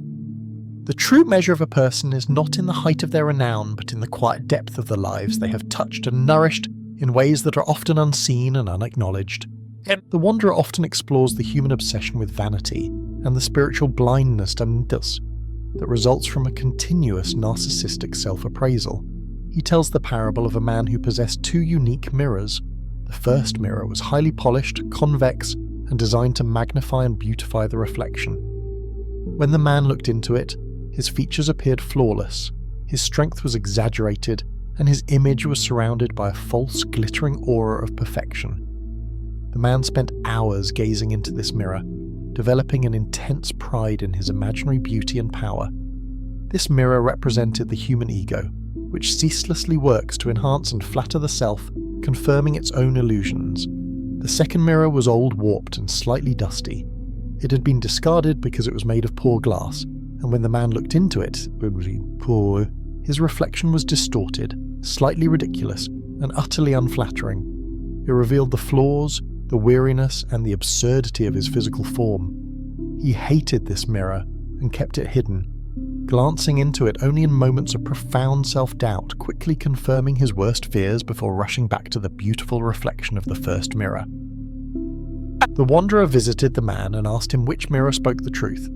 The man replied that the beautiful mirror was the truth of his potential, and the ugly mirror was the truth of his reality. The wanderer then took a cloth and cleaned the second mirror until it was perfectly clear and flat. When the man looked into it, he saw his face neither exaggerated nor distorted, but simple, real, and aged. The wanderer explained that the spiritual path requires neither the flattery of the ego nor the condemnation of self-doubt. These are merely two forms of vanity, both equally distracting. True spiritual clarity is found in the single, clean reflection of reality. Humility is the continuous act of cleaning the glass of the soul, removing the dust of pretense and the distortions of self-pity, until one can behold the simple, unadorned truth of the self, a truth that is neither perfect nor contemptible, but simply is. Gibran consistently emphasizes the importance of trust and surrender in the face of the vast, unknown currents of destiny. The Wanderer shares the metaphorical tale of a fisherman and his empty boat. A wise old fisherman owned a small, sturdy boat. Unlike all the other fishermen, who laboured ceaselessly, trying to steer their boats against every current, predicting every wave, and fighting the wind with immense effort, this old man often simply cast his boat off and allowed it to drift, empty of his active effort. When asked why he did not steer, the old fisherman replied, "The sea knows where the greatest fish swim, and the wind knows where the richest harbour lies. My hands are too small to guide the boat better than the great current itself." He explained that his boat was not empty of purpose, but only empty of his small, fearful will. He had learned that the highest form of labour was to prepare the boat well, to mend the sails, secure the mast, and ensure the hull was strong, and then to surrender the steering to the higher, unseen forces of the world. He trusted that the sea, which was the source of his sustenance, would not drown him. The other fishermen, who fought every wave, arrived back at shore exhausted, often with empty nets, convinced that the sea was their enemy. The old fisherman often returned with a full catch, calm and rested, having followed the silent guidance of the current. The Wanderer concludes that the human soul is the boat. We spend our lives exhausted by fighting the flow of our own destiny, convinced that our small, conscious will must dictate every outcome. Gibran asserts that wisdom lies in the courage to empty the boat of our anxiety and fear, to trust the strength of the vessel we have been given, and to believe that the very current of life that moves us is ultimately benevolent and guiding. We must prepare our spirit with diligence and then surrender our journey with faith. The Wanderer often presents paradoxes that reveal the simple truths hidden behind human complexity. He shares a brief tale about a riddle given to a young seeker attempting to unlock the secret of the human heart. The seeker was given a complex, heavily ornamented lock, one that was protected by many tumblers, hidden springs, and layers of polished metal. The challenge was to find the one key that could open it without force. The seeker spent years in study, attempting to design a key that was equally complex, filled with intricate ridges and countermeasures, believing that only a complicated mechanism could unlock a lock so elaborate. He tried every scientific formula, every philosophical theorem, and in every coded combination. The lock remained stubbornly shut. The Wanderer approached the seeker and, without touching the complex lock, simply showed him the key he needed. The key was not elaborate. It was a simple, smooth piece of plain, unadorned iron, which was slightly warm to the touch. The seeker scoffed. How can that simple, warm piece of metal unlock this elaborate mechanism? It lacks the necessary complexity. The Wanderer replied, "The human heart is not a machine that yields to complexity. It is built by design to resist force and manipulation. The riddle is not in the lock, but in the nature of the opening." He explained that the heart, with all its protective layers of fear and self-preservation, is designed to yield only to the qualities it innately understands: simplicity, sincerity, and warmth. The simple key represents unconditional kindness, pure truth, and fearless vulnerability. Gibran asserts that we often try to approach one another with elaborate strategies and intellectual shields, mistaking these defenses for wisdom. The true spiritual path to connecting with another soul is through the disarming power of the simple truth, offered with a warmth that melts the cold layers of the lock. The deepest secrets of the human heart are always unlocked by the simplest keys. The Wanderer frequently draws attention to the spiritual dimension of daily labour, reminding us that all human action, no matter how mundane, can be elevated to an act of worship. He tells the parable of two bakers in a small town. The first baker was highly efficient and technically skilled. He meticulously measured his flour and yeast, adhered perfectly to the recipe, and produced loaves of uniform quality and taste. He worked with a constant sense of burden and resentment, viewing his labour solely as a necessary means to gain income. He complained that his life was defined by the relentless cycle of the oven and the dough. The second baker was no more skilled, and sometimes his loaves were slightly uneven or irregular. Yet his bread possessed a unique quality. It tasted subtly sweeter. and those who ate it felt a quiet, nourishing contentment that went beyond physical satiation. The first baker, puzzled and jealous, asked the second baker his secret. "I used the exact same ingredients and the same fire as you. What is the hidden substance you add to your bread?" The second baker smiled and replied, "The substance I add is not measured by the cup, nor is it purchased in the market. It is the silent ingredient that is needed with the dough. I bake every loaf not as a chore, but as an act of love and gratitude. I thank the sun for the wheat, the earth for the grain, and the fire for the heat. I believe that my hands are merely extensions of the divine hands that give life." The Wanderer explains that the spiritual life imbues every human endeavour with this essential, unseen ingredient. When labour is performed solely out of necessity or resentment, it is merely mechanical work that exhausts the body. When labour is performed with awareness and love, it transforms into an act of profound spiritual creation that nourishes not only the recipient, but also the soul of the worker. The truest measure of a person's life is not in what they do, but in the spirit with which they do it. The Wanderer often addresses the complexities of sin and judgment, revealing the profound spiritual truth that the act of condemnation always reflects a deeper, unacknowledged unity between the judge and the accused. He tells the story of a stern judge and a convicted thief. The judge was renowned for his moral rigidity. He despised the thief, viewing him as a vile creature entirely separate from his own righteous character. In his final pronouncement, the judge delivered a long, passionate condemnation of the thief's weakness and lack of moral fibre. He left the courtroom feeling spiritually elevated, believing he had successfully separated himself from the evil he judged. That night, the Wanderer visited the judge in his study. The Wanderer offered a reflection. "Your judgment was a masterful performance, but I tell you a deeper truth. The thief is your mirror, and you are his witness." The Wanderer explained that the weakness the judge saw in the thief was the unlived temptation that lay dormant within the judge's own heart. The condemnation was a fierce, defensive act of the judge's ego, trying to prove his own purity by casting out the externalized form of his own potential failing. The judge hated the thief not for the crime itself, but for the truth that the thief's weakness revealed about the shared vulnerability of the human condition. Gibran asserts that sin is not an isolation, but a form of profound connection. No human being is wholly separated from the capacity for any crime or mistake. The spiritual task is not to eliminate sin by condemning it in others, but to acknowledge the unity of the human soul.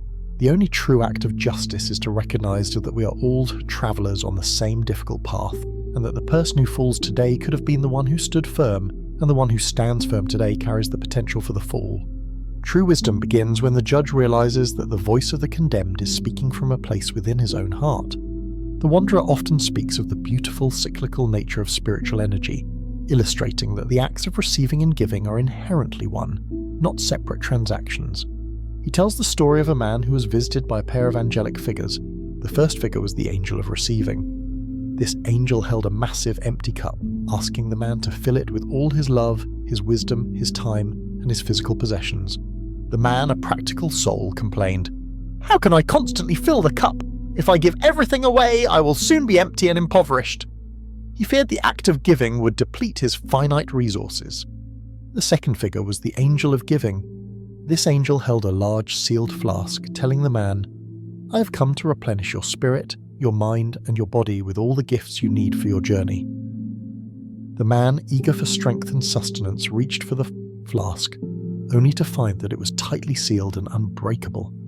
The man cried out to the Wanderer, "How can I receive the gift if the flask remains sealed? And how can I give if my cup is always being emptied?" The Wanderer smiled and explained the law of spiritual flow. The flask of receiving is sealed because it can only be opened by the heat of your own giving. The universe will not replenish a soul that hoards its energy. Gibran teaches that true spiritual abundance is not a static store of wealth. It is a dynamic, continuous flow. The moment the heart fully empties its cup in an act of genuine giving, the spiritual law of the universe compels the sealed flask to open, instantly replenishing the soul with a new, greater measure of life. We are only truly empty when we stop the flow. The act of giving is not the drain, but the necessary channel for the deepest receiving. To withhold is to stop the divine stream at its source. The Wanderer often explores the dangers inherent in the possession of power, revealing how quickly external strength can corrupt the internal spirit. He tells the parable of a young king who was granted two powerful magical swords. The first sword was named Al-Hakam, the Sword of External Rule. This sword was forged of heavy, dark metal and was immensely strong. When wielded, it could enforce laws, subdue enemies, and impose the king's will upon the people with absolute certainty. The king used this sword to create order, build his kingdom, and demand obedience. He soon grew dependent upon its visible, imposing strength. The second sword was named Al-Hakika, the Sword of Internal Truth. This sword was light, made of shimmering clear crystal, and possessed no physical cutting edge. When the king held it, it had the power to instantly reveal the truth of his own heart, his true intentions, his secret fears, and the exact measure of his moral integrity. The king, in his youth, used both. He ruled the people with Al-Hakam, and he ruled himself with Al-Hakika. The kingdom prospered, for the external law was always guided by the internal truth. But as he grew older and more comfortable in his authority, the king found the sword of internal truth bothersome. It constantly exposed his growing vanity, his occasional lapses in judgment, and the subtle corruption creeping into his heart. He slowly began to neglect the crystal sword, eventually locking it away in a hidden treasury. He relied solely on the sword of external rule. He enforced flawless order, but since his rule was no longer guided by self-awareness, his actions became increasingly arbitrary and cruel. The external sword, unguided by internal truth, became an instrument of tyranny. The Wanderer concludes that the spiritual life demands that we prioritize the internal truth over the external power. Any strength, whether political, financial, or intellectual, must first be governed by the constant, honest scrutiny of the self. Power without self-awareness is always a prelude to self-destruction. The wise leader, Gibran suggests, must always keep the sword of internal truth closer than the sword of command. The Wanderer often reflects on the nature of time and change, reminding us that life's permanence is found not in its static elements, but in its perpetual flow. He poses the ancient riddle of the river. The riddle asks, how can the river be always changing yet always the same? The busy, practical man answers that the river is the same because the banks are fixed. The physical structure gives it identity. The intellectual man answers that the river is the same because the name is fixed. The human label gives it continuity. The Wanderer rejects both answers as incomplete. He explains that the essence of the river is not the banks that constrain it, nor the name that identifies it, but the eternal flow that constitutes its very being. The river is in a constant state of transformation. Every drop of water that passes through a specific point is unique and will never return, yet the river itself never ceases to be. It possesses a dynamic permanence, an enduring identity rooted in the ceaseless process of change. Gibran asserts that the human soul is the river. We often mistake the fixed banks of our lives, our roles, our possessions, our external circumstances, for our true identity. When these banks inevitably crumble or change, we feel lost and annihilated. We also cling to the fixed names of our past selves, refusing to let go of the person we once were. True spiritual wisdom is the realization that the permanent part of the soul is its capacity for perpetual becoming. The purpose of life is not to hold on to any static form, but to embrace the beautiful, frightening truth that we are meant to be in a constant state of flow, shedding the old self to make way for the new. To be truly alive is to accept the riddle, to be always changing yet eternally the same. The Wanderer often reveals that true perception is a function of the heart and the spirit, not merely the physical eye, suggesting that the most vital truths are invisible to superficial observation. He tells the poignant story of a community where everyone, save one, was blind. The blind community lived a life of grace and mutual dependency. They had developed a profound sensitivity to sound, touch, and intuition. Their world was rich with textures, scents, and the subtle music of emotion. They had learned to judge one another not by the fleeting appearance of the face, but by the enduring resonance of the soul. Once a year, they held a great feast of Thanksgiving. On this day, the one man in the village who possessed sight was allowed to attend. This sighted man, however, was spiritually shallow. He could see the beautiful colours of the food, the intricate patterns of the woven mats, and the elegance of the people's garments, yet he saw only the surface. As he watched the blind people interact, he missed the profound exchanges, the gentle touch of a hand that conveyed years of history, the perfect synchronization of their movements, and the depth of feeling in their voices.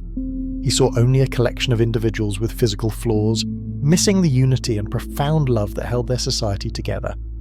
When the sighted man tried to describe the beauty of the feast, he spoke only of colours and shapes, and the blind people listened in confused silence. They realised that the man, though possessing physical sight, was blind to the essence of the gathering. The wanderer concludes that the spiritual lesson is crucial. Humanity often possesses the physical capacity to see, yet remains spiritually blind to the truths of the heart. We focus on the loud, visible details, wealth, status, appearance, while missing the subtle, invisible, and far more vital realities, compassion, honesty, and interconnectedness. The greatest vision is not found in the sharpness of the physical eye, but in the clarity and openness of the soul. We must train ourselves to see with the heart, for only the heart can truly perceive the soul of things.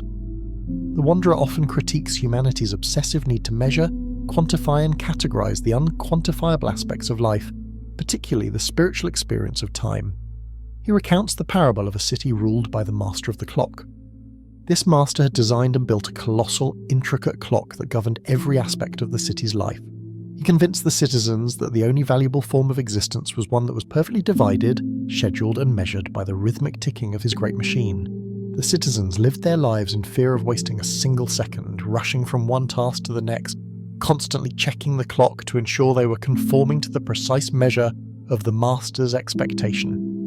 The result was a populace of highly efficient yet perpetually anxious people. Their lives were productive, but they had forgotten the feeling of spontaneous joy, patient waiting, and quiet contemplation. They had lost the ability to simply be because they were too busy becoming what the clock demanded. One night, the wanderer spoke to an old man who sat quietly beneath the great clock tower, ignoring the relentless ticking. The old man said, "The master of the clock has convinced us that time is a chain of moments that must be conquered. But I know the truth. Time is a vast, continuous ocean that must be sailed with patience." He explained that by obsessing over the small, artificial divisions of the clock, they had lost connection with the eternal moment, the single, unified present where all true experience and spiritual revelation occur. Gibran asserts that true spiritual life is an escape from the tyranny of measure. We must recognize that the most profound experiences, love, sorrow, creation, and wisdom, cannot be measured by the second, the hour, or the financial ledger. They must be experienced fully and allowed their own natural duration. Wisdom is the discipline of disregarding the mechanical tick and learning to listen instead to the unhurried rhythm of the spirit. The wanderer often dissects the various forces that compel human action, arguing that while duty can enforce external order, only love can inspire true spiritual excellence. He tells the tale of two master craftsmen who trained apprentices in the same trade. The first master was known for his strictness and unwavering adherence to rules. He demanded absolute obedience from his apprentices, motivating them with the fear of punishment and the lure of external reward. He constantly invoked the sanctity of duty and the traditions of the craft. His apprentices produced work that was technically flawless, precise, and entirely predictable. The second master was known for his gentle patience and limitless encouragement.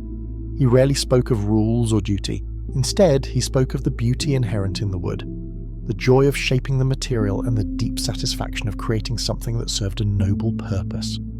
He motivated his apprentices with love for the craft itself. His apprentices, though sometimes erring in technique, produced work that possessed a unique soul, an unexpected artistry, and an obvious, radiant joy.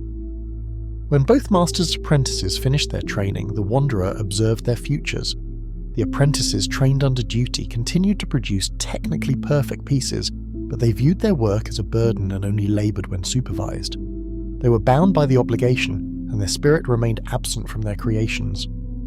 The apprentices trained under love went on to become innovators. They continued to refine their technique, not out of fear, but out of a deep inner passion for excellence. They viewed their work as a form of worship, and their creations, though structurally sound, carried the unique signature of a liberated, joyful spirit. Gibran, through this parable, concludes that human action compelled by duty is merely a transaction that satisfies the external law. But action compelled by love, a profound love for the truth, the craft, or the person, is an overflowing of the soul. It is the only force capable of turning labour into spiritual fulfillment. Duty ensures competence, but love ensures immortality. The Wanderer often presents paradoxes that reveal the simple truth as hidden behind human complexity. He shares a brief tale about a riddle given to a young seeker attempting to unlock the secret of the human heart. The seeker was given a complex, heavily ornamented lock, one that was protected by many tumblers, hidden springs, and layers of polished metal. The challenge was to find the one key that could open it without force.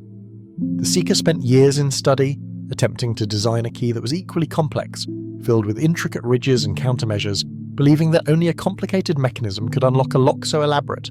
He tried every scientific formula, every philosophical theorem, and every coded combination. The lock remained stubbornly shut. The Wanderer approached the seeker and, without touching the complex lock, simply showed him the key he needed. The key was not elaborate. It was a simple, smooth piece of plain, unadorned iron, which was slightly warm to the touch. The seeker scoffed. How can that simple, warm piece of metal unlock this elaborate mechanism? It lacks the necessary complexity. The Wanderer replied, "The human heart is not a machine that yields to complexity. It is built by design to resist force and manipulation. The riddle is not in the lock, but in the nature of the opening." He explained that the heart, with all its protective layers of fear and self-preservation, is designed to yield only to the qualities it innately understands: simplicity, sincerity, and warmth. The simple key represents unconditional kindness, pure truth, and fearless vulnerability. Gibran asserts that we often try to approach one another with elaborate strategies and intellectual shields, mistaking these defenses for wisdom. The true spiritual path to connecting with another soul is through the disarming power of the simple truth, offered with a warmth that melts the cold layers of the lock. The deepest secrets of the human heart are always unlocked by the simplest keys. The Wanderer often uses the imagery of the mountain peak to symbolize the highest spiritual and intellectual realization, which is often attained only through a necessary period of isolation and solitude. He speaks of a master who took his disciple not to a bustling temple or library, but to the summit of the tallest mountain. The disciple complained bitterly of the difficulty of the ascent. The air was thin, the wind was fierce, and the silence was overwhelming. He missed the comfortable companionship and the easy flow of discussion he enjoyed below. The master replied, "We come to the peak for what it removes, not for what it provides. Down below you saw only the small details of the village, the daily arguments, the petty needs, and the smoke from your neighbour's chimney. Your vision was cluttered by the close proximity of human life." He explained that the fierce wind on the summit is what cleanses the spirit of all the lingering noise and distractions of the valley. The thin air compels the lungs to work harder, symbolizing the intensified effort required for profound truth. The isolation forces the soul to find its companionship within itself. When the disciple looked down from the immense height, he saw the entire landscape laid out below him. The village was now a small, comprehensible pattern. The walls and boundaries that had seemed so important were now tiny lines, and the conflicts that had seemed so vast were reduced to insignificant blemishes. He saw the entirety of his world for the first time. The Wanderer asserts that this is the path of all great spiritual and creative souls. The visionary must temporarily ascend to a place of solitude and detachment to gain perspective. One must step away from the immediate concerns of the crowd to see the unified truth of the whole. Wisdom is the clear vision that comes only when one has endured the silence and the cold of the isolated peak. Gibran consistently emphasizes that faith is not blind belief, but a profound trust in the unseen currents and principles that govern the universe. The Wanderer tells the parable of a fisherman whose approach to his craft defied all logic. The fisherman was known for his calm, patient demeanor. He would often cast his nets into the seemingly empty waters where other fishermen had long since given up, and he would often return with a catch when others had none.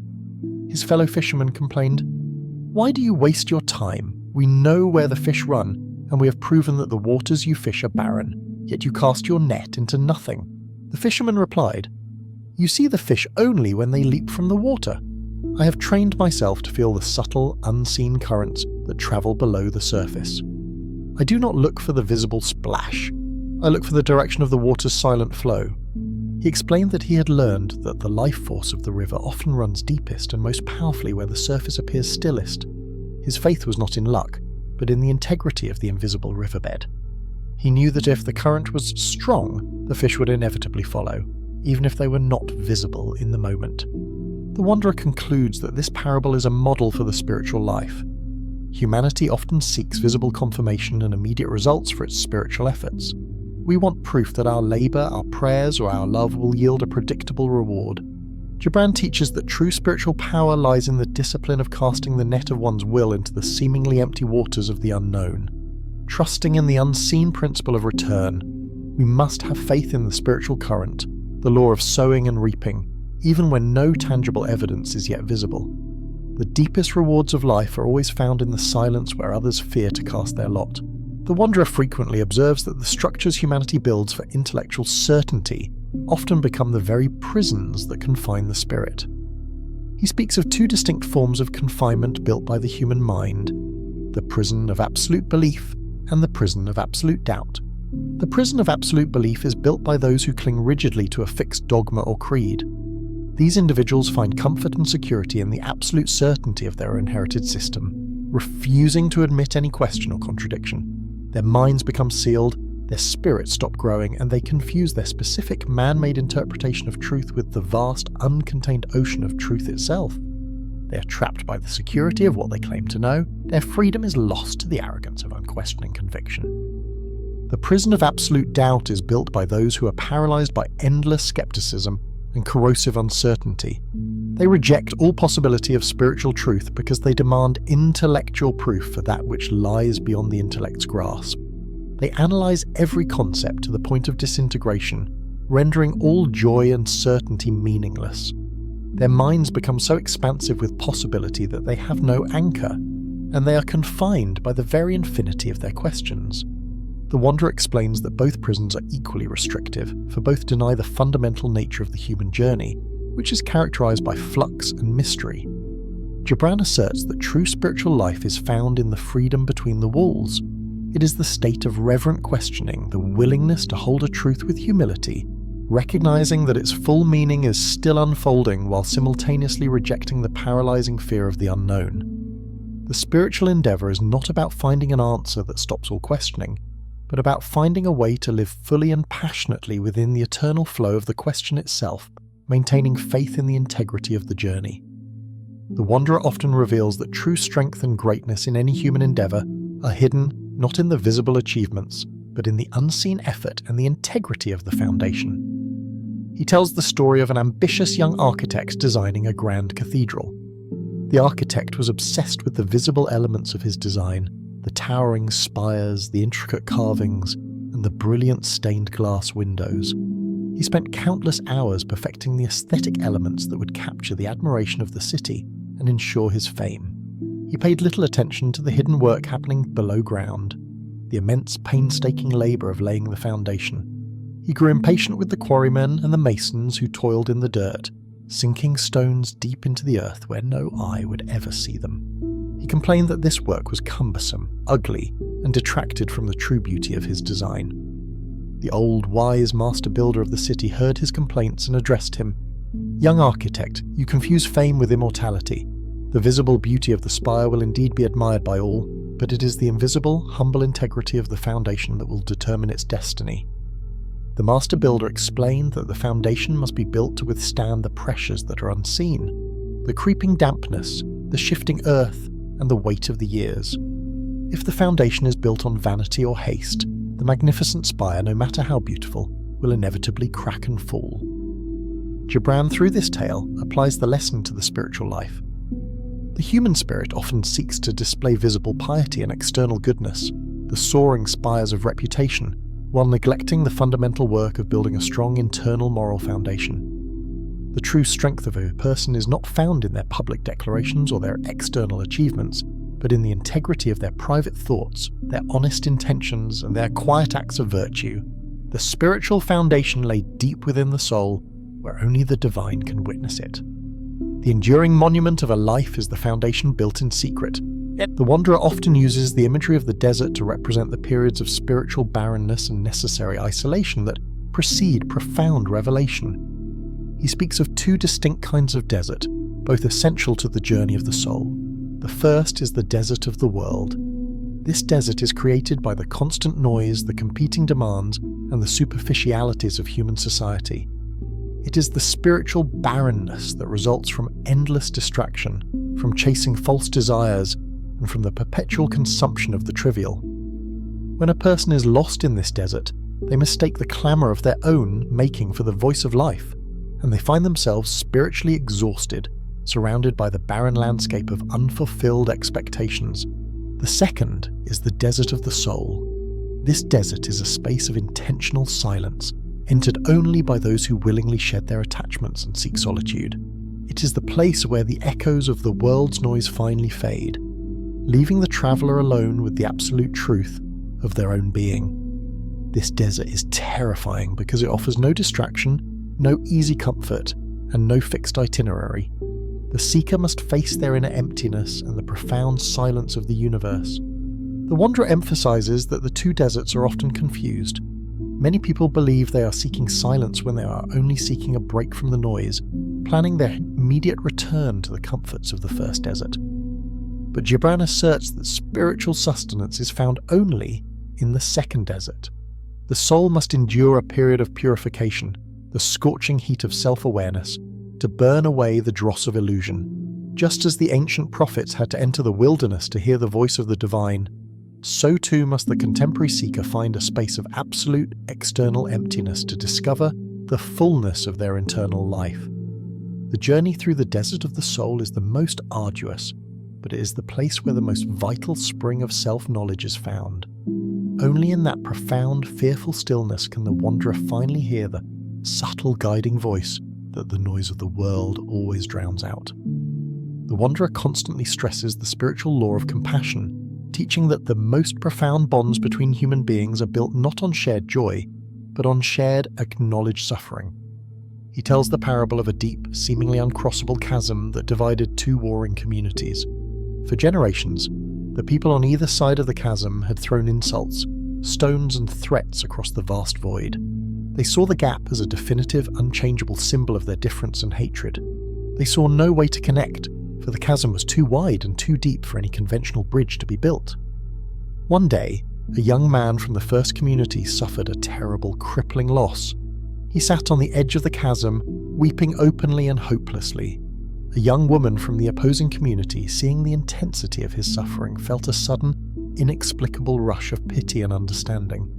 She had never seen his face before, but she recognized the universal sound of a heart breaking. She did not attempt to cross the gap with words of advice. Instead, she sat down on her own side and began to weep in silent spiritual communion with his pain, allowing her own sorrows to surface. The wanderer reveals the miracle. As the two souls acknowledged and mirrored the reality of human suffering, a subtle, ethereal bridge of light and understanding began to form across the chasm. This bridge was not made of wood or stone, but of shared vulnerability. It was the recognition that the profound capacity for sorrow is what makes all souls universally equal. Gibran asserts that compassion is the highest form of spiritual engineering. It is the power to use one's own sorrow, not as a source of isolation, but as a tool of unity. When we courageously acknowledge our own wounds, we create an immediate sympathetic pathway to the heart of another, regardless of external differences. The deepest differences between people are always erased, not by philosophy or politics, but by the shared truth of a compassionate heart. The wanderer often reserves his most profound reflections for the final ultimate human experience, death. He teaches that death is not an ending to be feared, but a final necessary gift that brings a life to its full spiritual completion. He speaks of a man who lived his entire life in abject terror of his own mortality. This fear paralyzed him, preventing him from committing fully to love, to creative acts, or to challenging truths, lest he lose the fleeting moments he desperately clung to. He spent his years hoarding life, not living it. When the moment of his death arrived, the man cried out, begging the angel of release for just one more year, one more day, one more moment. He protested that he had not yet finished his preparations, nor had he fully experienced the world. The angel of release did not argue. Instead, the angel gently showed the man the vast, endless cycle of the universe, the turning of the stars, the rhythm of the seasons, the birth and death of all things. The angel explained that the man's small, finite life was not separate from this cycle, but an integral, necessary part of it. Your life was not meant to be a static possession to be hoarded, the angel whispered. It was a stream of water meant to flow back into the great sea. The fear you hold is the fear of becoming the ocean, while clinging only to the drop. Gibran asserts that true peace is found in the final act of surrender. Death is the moment when the rigid, finite ego dissolves, allowing the conscious spirit to rejoin the infinite. The beauty of life lies precisely in its finitude, for it is the certainty of the end that gives every moment of love, sorrow, and creation its unique intensity and value. The greatest spiritual wisdom is to live one's life as a gift freely given, so that when the time comes, the return to the source is an act of completion, not a tragedy of loss. The 60 sections of parables and reflections conclude with the essence of the wanderer's wisdom, the necessity of perpetual motion, the rejection of fixed dogma, and the primacy of the inner truth. The wanderer's journey is not a quest for a final destination, but the embodiment of a continuous state of spiritual becoming. He reminds us that the moment we believe we have found the absolute truth, we stop searching, and the soul ceases to grow. The true path is the constant realization of mystery. His message is one of radical self-trust. He cautions against the external authorities, the master of the clock, the rigid judge, the proud architect, and directs the seeker inward, toward the simple, sweet water of the inner well. He teaches that the greatest temples are the body, the greatest scripture is the heart, and the greatest master is the silent, honest voice of the self. The wanderer is not a person, he is a principle. He is the eternal voice in every soul that refuses to be silenced by fear or tradition. He is the spirit that demands we live fully, accept suffering as a teacher, and give freely from our necessity. His final lesson is that the only way to heal the world is to heal the self. Through self-forgiveness, the integration of our shadows, and the acceptance of our imperfections, we cease to judge others and begin to flow with the great compassionate current of life. The parables serve as mirrors and lamps, mirrors to reflect the complexity and beauty of our inner lives, and lamps to light the next step on the path. The wanderer does not give answers. He inspires the courage to live the questions. His wisdom is a reminder that the spiritual journey is not about reaching a predetermined shore, but about learning to sail the vast, unpredictable ocean as with grace, purpose, and the profound, quiet joy of a liberated heart.